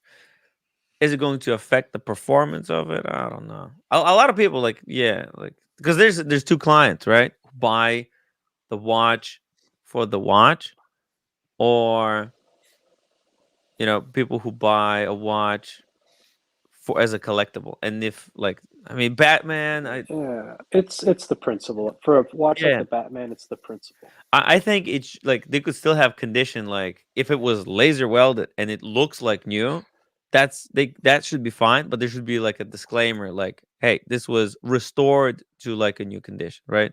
Restored to, right? Because if they're doing restoration and like all the watches that European watch company sells, I mean, they bring them into like pristine condition if there's some damage on the piece. Yeah, but it's a little misleading because you think. Oh, it's a lot misleading. Like pull up any Patek, right? like Any a Calitron, Patek. Oh, I don't think they would do like a this type of Chrono. work on a Patek. So, okay, so here's the deal. You're paying $245,000 for a watch, and you're like, oh my God, it's in pristine condition. Yeah. But is it really in pristine condition, or did they add gold to it and laser welded and recut the chamfers and you know, reshape the bezel and recut the teeth on the crown? Like, you just don't know. It's a problem. They need to disclose it 100% because if you're buying a $245,000 Patek, you better damn well know that the only people that have worked on it are Patek. Right. You didn't have some guy in Boston that isn't a Patek employee making alterations to the watch. That's what I'm saying. Like, I think they're smart enough to know that they wouldn't be restoring like collectible pieces. Like, you know, stuff that's actually a Batman, nothing watch. That's never going to be collectible. There's millions of them out on the market. So anyway, yeah. Oh, but this is an important thing that you bring up. Have a good night. Okay, take care, OC. Right. I think I'm gonna go for like another 20 minutes, maybe tops, maybe 5 more minutes. I don't know if people have a particularly good question. I have to wake up early tomorrow. Or maybe I'll talk about this fucking Zenith, which is actually really nice Zenith. Look at this. The way they applied these Arabic numerals, holy shit. Diego, this actually looks fucking incredible. What do you think? Looks kind of dumb. What? No. Rolex did this, but they did it without loom, right? They did the racing Daytonas. This is all it is. That Zenith is making a racing dial Daytona. See, racing. Is that the Aaron Rodgers watch? I think it's a limit. It's a limited edition. Yeah. Aaron Rodgers. Who's Aaron Rodgers? You want to tell me? He's this like overrated quarterback. So it's like Brady, right? Nah, Brady's good. Oh, Brady's actually good. It kind of looks like Brady. Oh, look at this. He's in New York. Holy shit. You can see here in the distance, right? The edge. Right? Is it the edge? Yeah. It's in New York, downtown somewhere. What do you think? Is this cool? Is this a cool dish? It's like a Hulk Speedmaster. They need to lose the date. They need to lose the overlap subdials. They need to lose the tricolor subdials. Ooh, so no, bad. They can't do that. That's what makes Zenith Zenith. But they could lose the date. I agree, 100%. But you know what? See, in this one, they tried because they put it on, like, at least the date wheel is green and it's They're white. like, how can we hide this? How can we make this like Yeah, invisible? least noticeable. How can we get away with this? And then also the tricolor, they went with like 3 shades of like white, gray, grayer. So that's the color of the Jets pants. He plays for the New York Jets. They have different uniforms: white, dark gray, light gray. Oh green. shit. Okay. And what about the yellow line? I think that's for. He used to play for Green Bay. He probably asked for that. Because get the chronograph hands have yellow loom inside. The Soviet Star. Huh? No. That's the Star doesn't have anything. It's Soviet. Oh, Soviet? Yeah, it looks just like the Soviet Star. What about Chinese Communist Party? No, those have that too. Yeah. In America, we got 51 stars in the flag. Yeah, ours are better. Yeah, look at that. The logo for Zenith is freaking amazing. Zenith. El Primero, 36,000 VPA. I don't know why they need to put this on the dial. What the fuck? But the green bezel, green ceramic, it's kind of like Zenith is doing shit that people have been speculating Rolex will make. Right? Everybody thought, oh, Rolex for was it 50th anniversary or was it 60th anniversary of Daytona? They're gonna make a green bezel, green dial one, like a Hulk. But they didn't. And it almost seems like Zenith took that and like, how can we make this thing that people want the Rolex to make? Free advertising. Here it is, but limited to 250 pieces. It's actually very conservative. 200 pieces is nothing. Yeah, it's not bad. Yeah. Zenith knows that it's hard. It's hard to sell watches for them lately. So they're not even. He put in the private chat the article about Anthony, or what's his name, Roman. Oh yeah, okay. You wanna? Oh, you let's see here. Let me read this article. For sale. Oh shit! Did they change? They changed the article for sale, dude. Holy shit! You know the title of this? What like didn't say this before? Like for sale. They were like.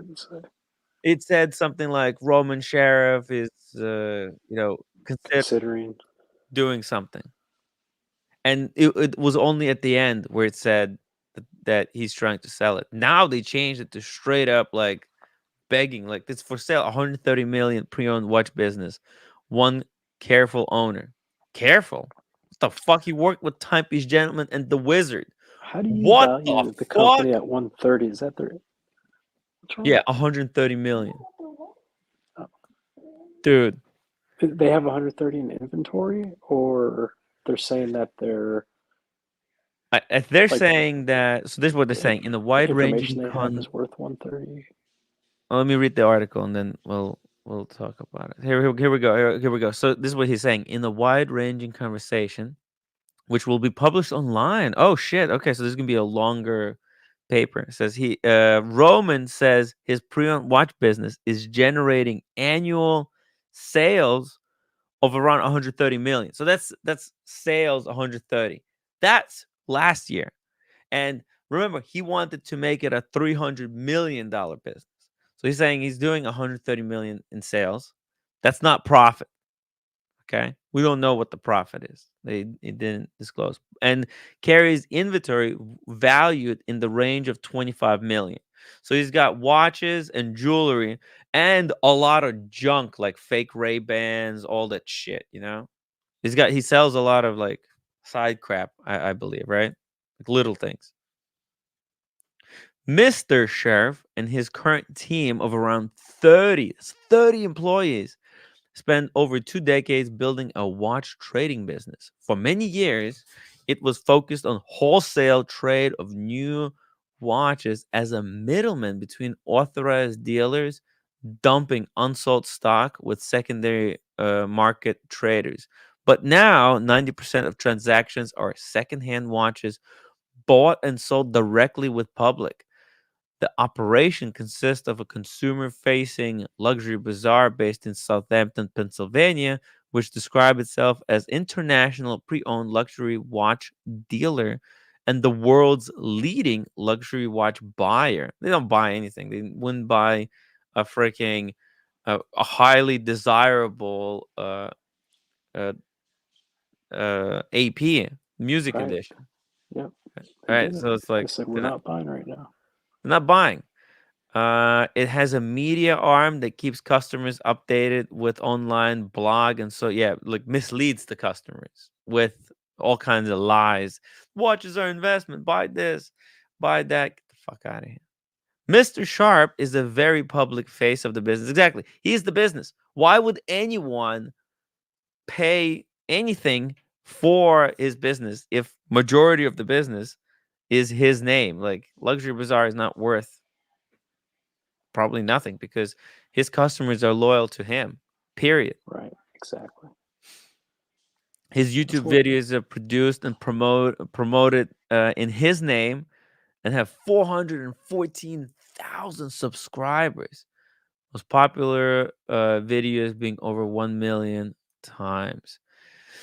He believes battle lines between primary and secondary watch markets have been all but erased, with even Rolex and its authorized dealers entering pre-owned market. By the way, so I know you don't want to talk about this, and I'm not gonna, but look at the latest title of Paul Thorpe's video. Rolex as an exhibition only is an AD farce over. Is this AD farce over? It's an AD farce. Authorized dealers is a farce. Well, you know what's funny is that just a couple months ago when the CPO was announced, Luxury Bazaar, I believe, I might be wrong, but I believe that they were saying how it's like going to flop and it's not going to work. Yeah. So why is he selling? Right. Yeah, exactly. Why is Roman selling? Why didn't Roman pull and didn't buy Booker? Why did Rolex buy Booker? I mean, these guys, like,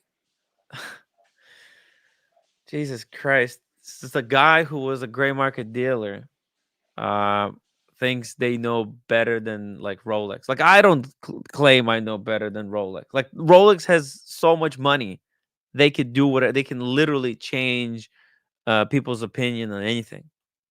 Like, that's how much money they have. It's ridiculous to think that these guys have any impact, especially because they haven't contributed to production of those watches at all.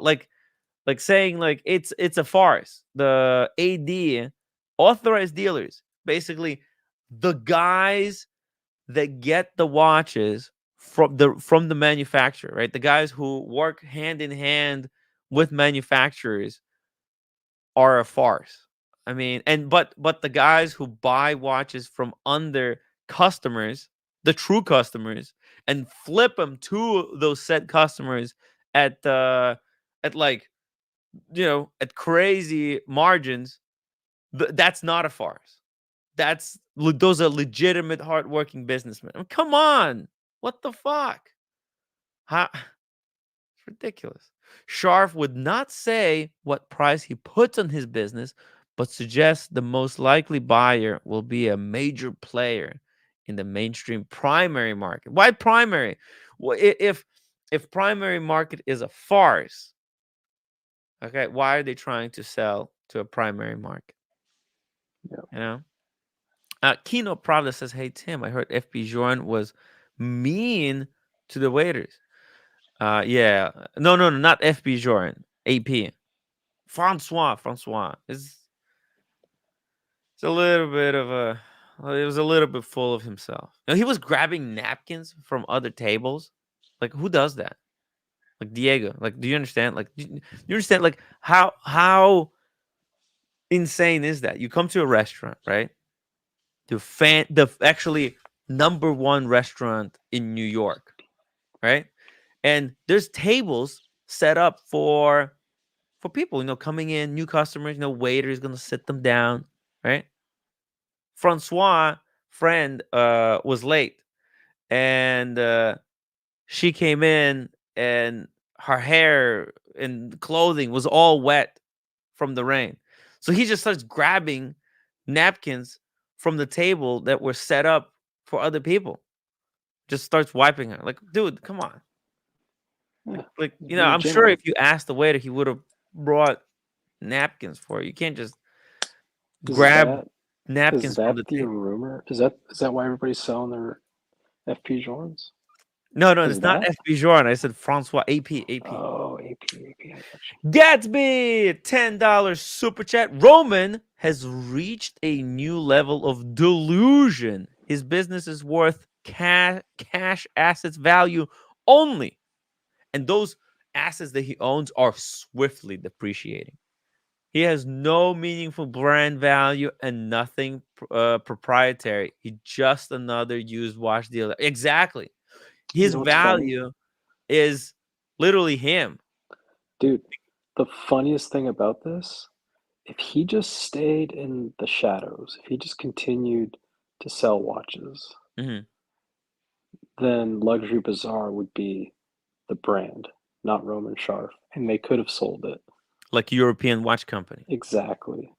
Like WatchBot. Like Crown and Caliber. Remember, Hodinkee bought Crown and Caliber because it was Crown and Caliber, not because it was, say, John Smith that runs Crown Caliber and has all the connections. Like, yes, him making himself the center of that company with the ego diluted the price or the value of it significantly, because everybody's right and you're right. If he leaves, who's all the still going to customers buy be with from him. a random buyer? Yeah, You could just go and buy from Roman elsewhere, or from Adrian or whoever leaves. and I bet this is how he would even like market it, right? Like he would take his YouTube channel and he would just say, "Oh, the Roman Sheriff now he's operating a different business. Now it's called Roman Sheriff. It's across the street." Like, it's You know what, though? really dumb. Devil's advocate, if he's doing this because he wants to retire and enjoy time with his family, more power to him.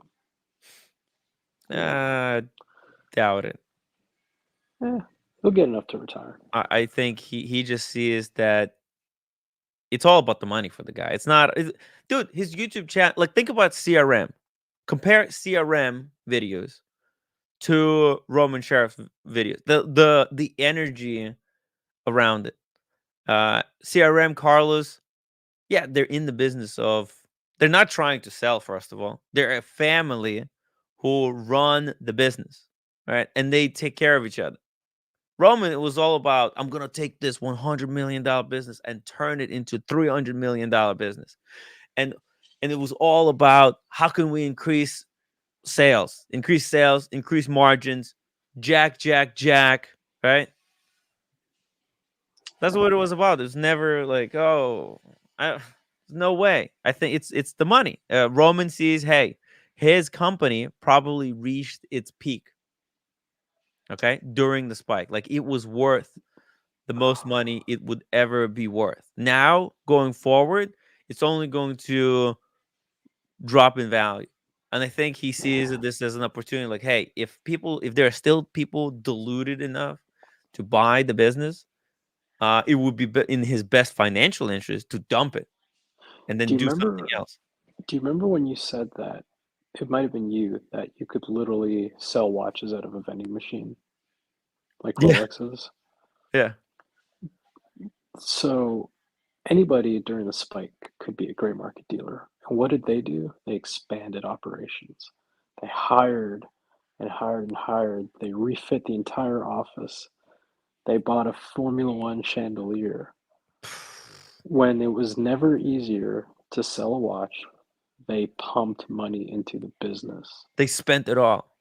And it wasn't necessary. They could have just held their heads down, kept trucking along, like European Watch Company, David S.W., people like that, and ride out the storm. But they got no.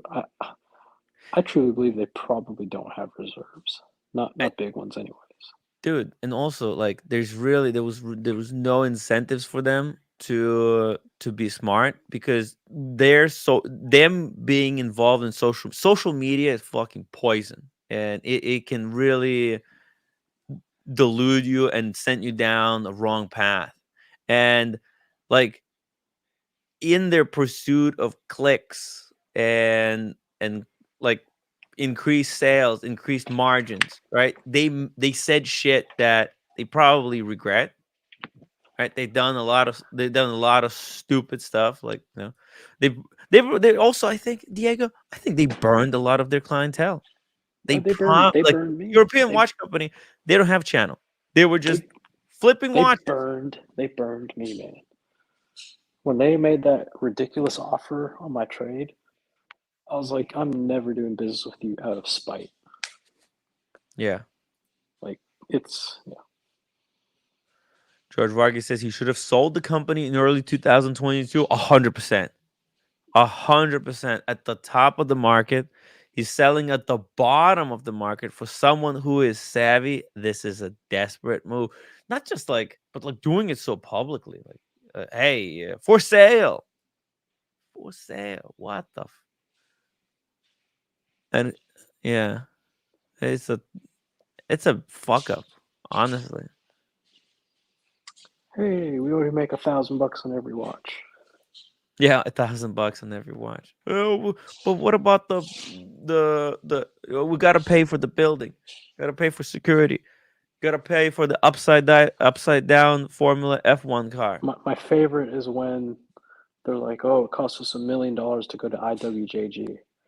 For a company whose revenue is only 130 million, it's not wise to spend $1 million multiple times a year to go to a watch event and not sell that many watches. And in fact, most of the times buy a bunch of watches. Yeah, those. That's kind of stupid. As someone who travels to watch events, I know how expensive. Like Diego, like every time I go to some place, right? It's fucking expensive, right? And this guy is traveling with the team. He's got videographers. Let's do some math. Let's pretend the revenue was 100 million. The profits, 100 million? The profits after everybody's paid might be 10 million. That's being very generous. Okay. Yeah. If you only had $10 million, would you spend $1 million to go to IWJG? Yeah. It's not smart. And I don't know if it was ego driven so that they had content for their YouTube channel, or if they thought if we spend this $1 million, we're going to get 70,000 eyes on each episode, which will generate, I don't know, 300 sales at an average sale price of 20,000, which equals 1.5 million. Like, I don't know what their thought process was. But when the market started falling, it was over for them. Yeah.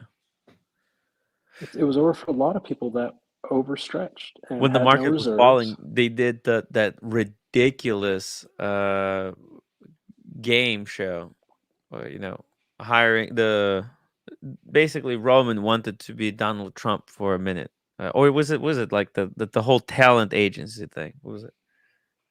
The Apprentice? They did Apprentice, right? That's Something what that like was. that, yeah. Yeah. That was fully ego-driven thing. Like, they fucking lost so much money doing that. They had fucking 12 people there. They had to fly them in. Oh my God. And all the work that went into it was a flop. It was the worst And it's show not like I've they ever get watched. super chats. Nobody was super thanking them for those episodes. They were literally getting Google revenue and exposure. How many people bought a watch because of those episodes? I doubt anyone. Like, when I saw that their watchmaker, some dude that they hired based on that series, I don't want that dude opening my watch. What the hell? The Awesome Pawn, thank you so much for the $5 super chat. Come to Atlanta in December, Timbo. Lunch at Waffle House is on me. I'm gonna write it down. 1 second. Atlanta. Hey, Atlanta. That's with Diego. Diego, you live in Atlanta, right? Yeah. You want to go to Waffle House? I've never been to Waffle House, actually. Yeah, we can go. Hey, Awesome Pawn, what about if I bring Diego? Are you gonna buy it for Diego as well, or Diego has to pay his own way? I don't want to hang out with that guy. Oh, He's why? fucking weird. He's weird. He's weird? Oh yeah. What He's very strange. I don't think he has ever been on the stream. No, that's why. He's super weird. There's a lot of people are weird when they're in the chat, but then you meet them in real life. Like, for example, Dr. Bob's Nightmare. In the chat he's all weird, but you meet him in the real life, he's a nice guy. Yeah, he was very nice. Look, he says he likes you. James, am I wrong? Didn't Roman say like it cost us $1 million to do these shows? Oh, it fucking costs an arm and a leg. That's what he said, like in 10 episodes. Diego, dude, like I'm running a YouTube channel, right? Think about it this way. I'm running a YouTube channel literally full fucking time, right? I'm doing all like the video, the thing, and I do the meets, right? And I have to pay for the camera equipment. It's like my budget is fucking low as shit. And I actually make really good money, like, because my viewers are so goddamn generous with me. I'm able to sustain myself, right? These guys had fucking 3 people like me working full time, and I like they're professionals. I mean, they they're charging probably real money for camera. Like you hire someone to take pictures with the camera like mine, like that's a $5,000 camera, and these guys charge real money. They don't like fucking charge you like me, like I'll fucking do it for free. When I was at the London Jewelers, right?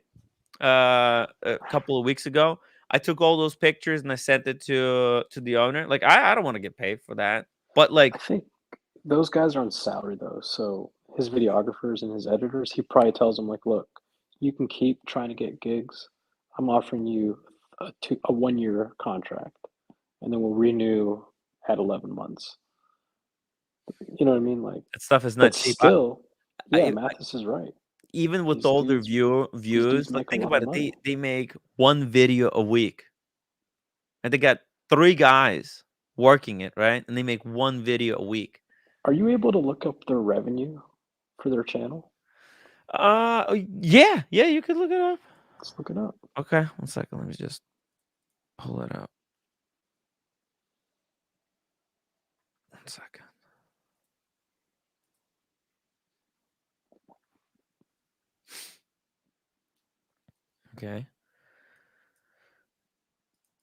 Okay, let's see here. Estimated earnings. Okay, so yearly estimated earnings are between 35,000 to $500,000. I mean, that's a big range. Jesus Christ. It's probably something in the middle. It's probably like $200K. Yeah, that doesn't pay for the crew. No, it doesn't. So that goes to my argument of, maybe not argument, but my theory that they think that this provides exposure, and it does. And indirectly, it does generate leads and views, but they don't need 3 fucking guys working to make videos. Like they could make look at Watchbox. They just got Tim Massa with the fucking camera, pumping out videos talking about just describing a watch. That's a much cheaper operation, right?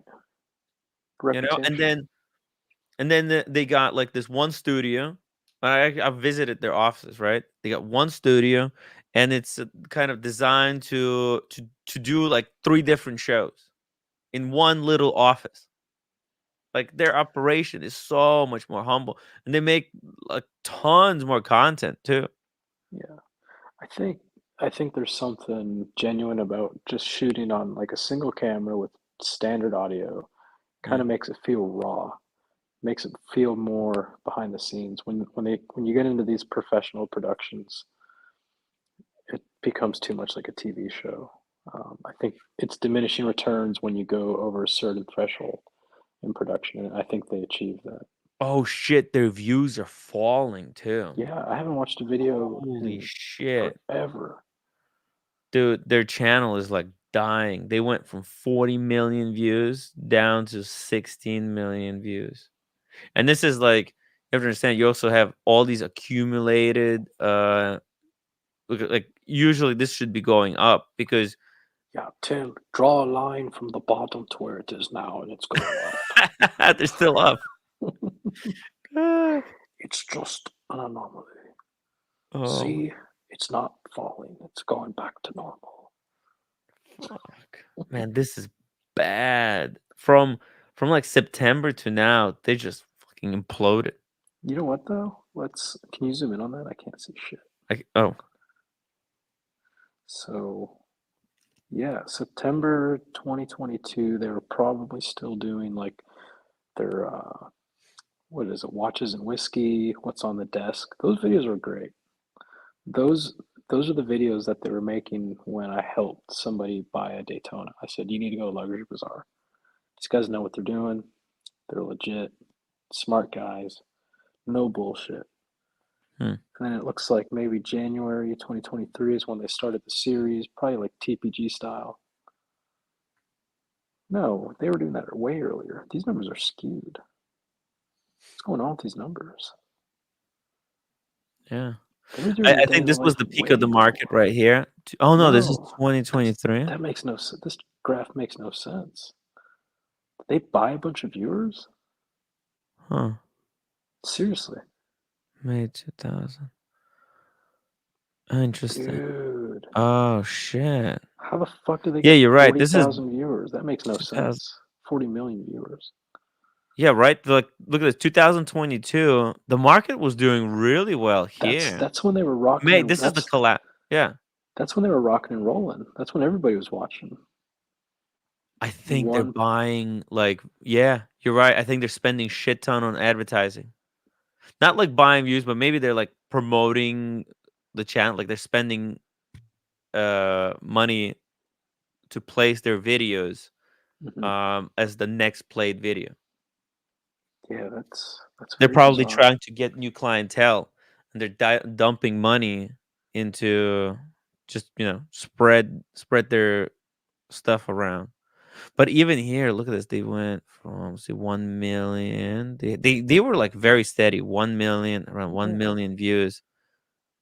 Oh, see here they dropped. Oh my God, so okay. So May, this is the peak of the market right here. May 2000, or was it 2021? 2022. When was the? Let me just see here, just a second. Holy shit, dude. What the fuck is going on, right? Hold on a second. Okay, so 2022. So March 2022, the market dies. March. So go here. July, June, May, April, March. This is the peak of the market. They get 1 million views. Then it still goes up to 1.2, 1.3. Then August of 2022, they just collapse. Ooh, go down. September, they have no views at all. 260,000 views. Ooh. And then what happened? All of a sudden. And then, yeah, for no reason, suddenly 6, 20, 40. This makes no sense to me. It makes no sense. I know, this makes right? Absolutely no sense. Go to those videos. Let's see what video they uploaded in January 2023 that had 40 million views. Well, what happened here? What happened in November 2022? What kind of did they change format? Let's see. November 2022. Dude, this is interesting. Roman Sharf. Maybe that's when he decided he was going to sell. And he was like, look oh how shit. Successful. Oh. Look how successful everything is. Is that when they started shorts? That could be it. It's possible. Shorts. It's possible. Yeah, shorts get a lot of views, but they get zero like actual engagement. Shorts fucking cancer. You need to start doing shorts. They're so cancerous, man. Like I hate shorts. They're starting to grow on me. Yeah, they're very addicting, but it's not a good. It's not a. I never had a good feeling after watching shorts. Do you ever feel proud after you sit and watch shorts? It's like the same feeling when I gambled in Vegas. I'm like, ugh. Right. It's fucking disgusting. I actually wish there was a way to disable you know how there's a shorts button on the YouTube. Dude, do you block people on Instagram that you're tired of seeing their shit in your feed? Yeah. I've blocked so many accounts. I'm like, I don't want to see this guy. Not like anybody in the watch community, but just like random like TikTok dudes that keep popping up. No, I blocked some people in the watch community. Cause they sent me shit. They start harassing me and shit. Like, why you did this? What? I heard this happen. What? How could you? Get fucked, man. Like, how could you? Yeah, how could you? What the fuck? Have you no morals? Yeah, like they don't watch my stuff. They listen to some bullshit like lie, and then they come to me and start fucking teaching me morals. Get the fuck out of here. Fucking yeah. So we've solved the mystery. It's probably the shorts. Yeah, it's probably the shorts. Hey. But still, I don't think it was. It could have been the shorts, but it definitely not. Look, like they're dying. Their views are dying. And the shorts are only like, I feel like the shorts are only now picking up. Previously, they were barely watchable. Yeah. But anyways, I think we're done for the day. Hit the music. It's over, guys. This article should have been titled not for sale. It should have been titled "It's over." Roman Sharf wants to get out of watch flipping business. Oh yeah, this latest video there. Oh shit. Okay, look at this. This is why Your watch might be stolen. Paul Thorpe went to New York. This is the true reason. Oh shit, look at this thing. Authorized dealer. Watch.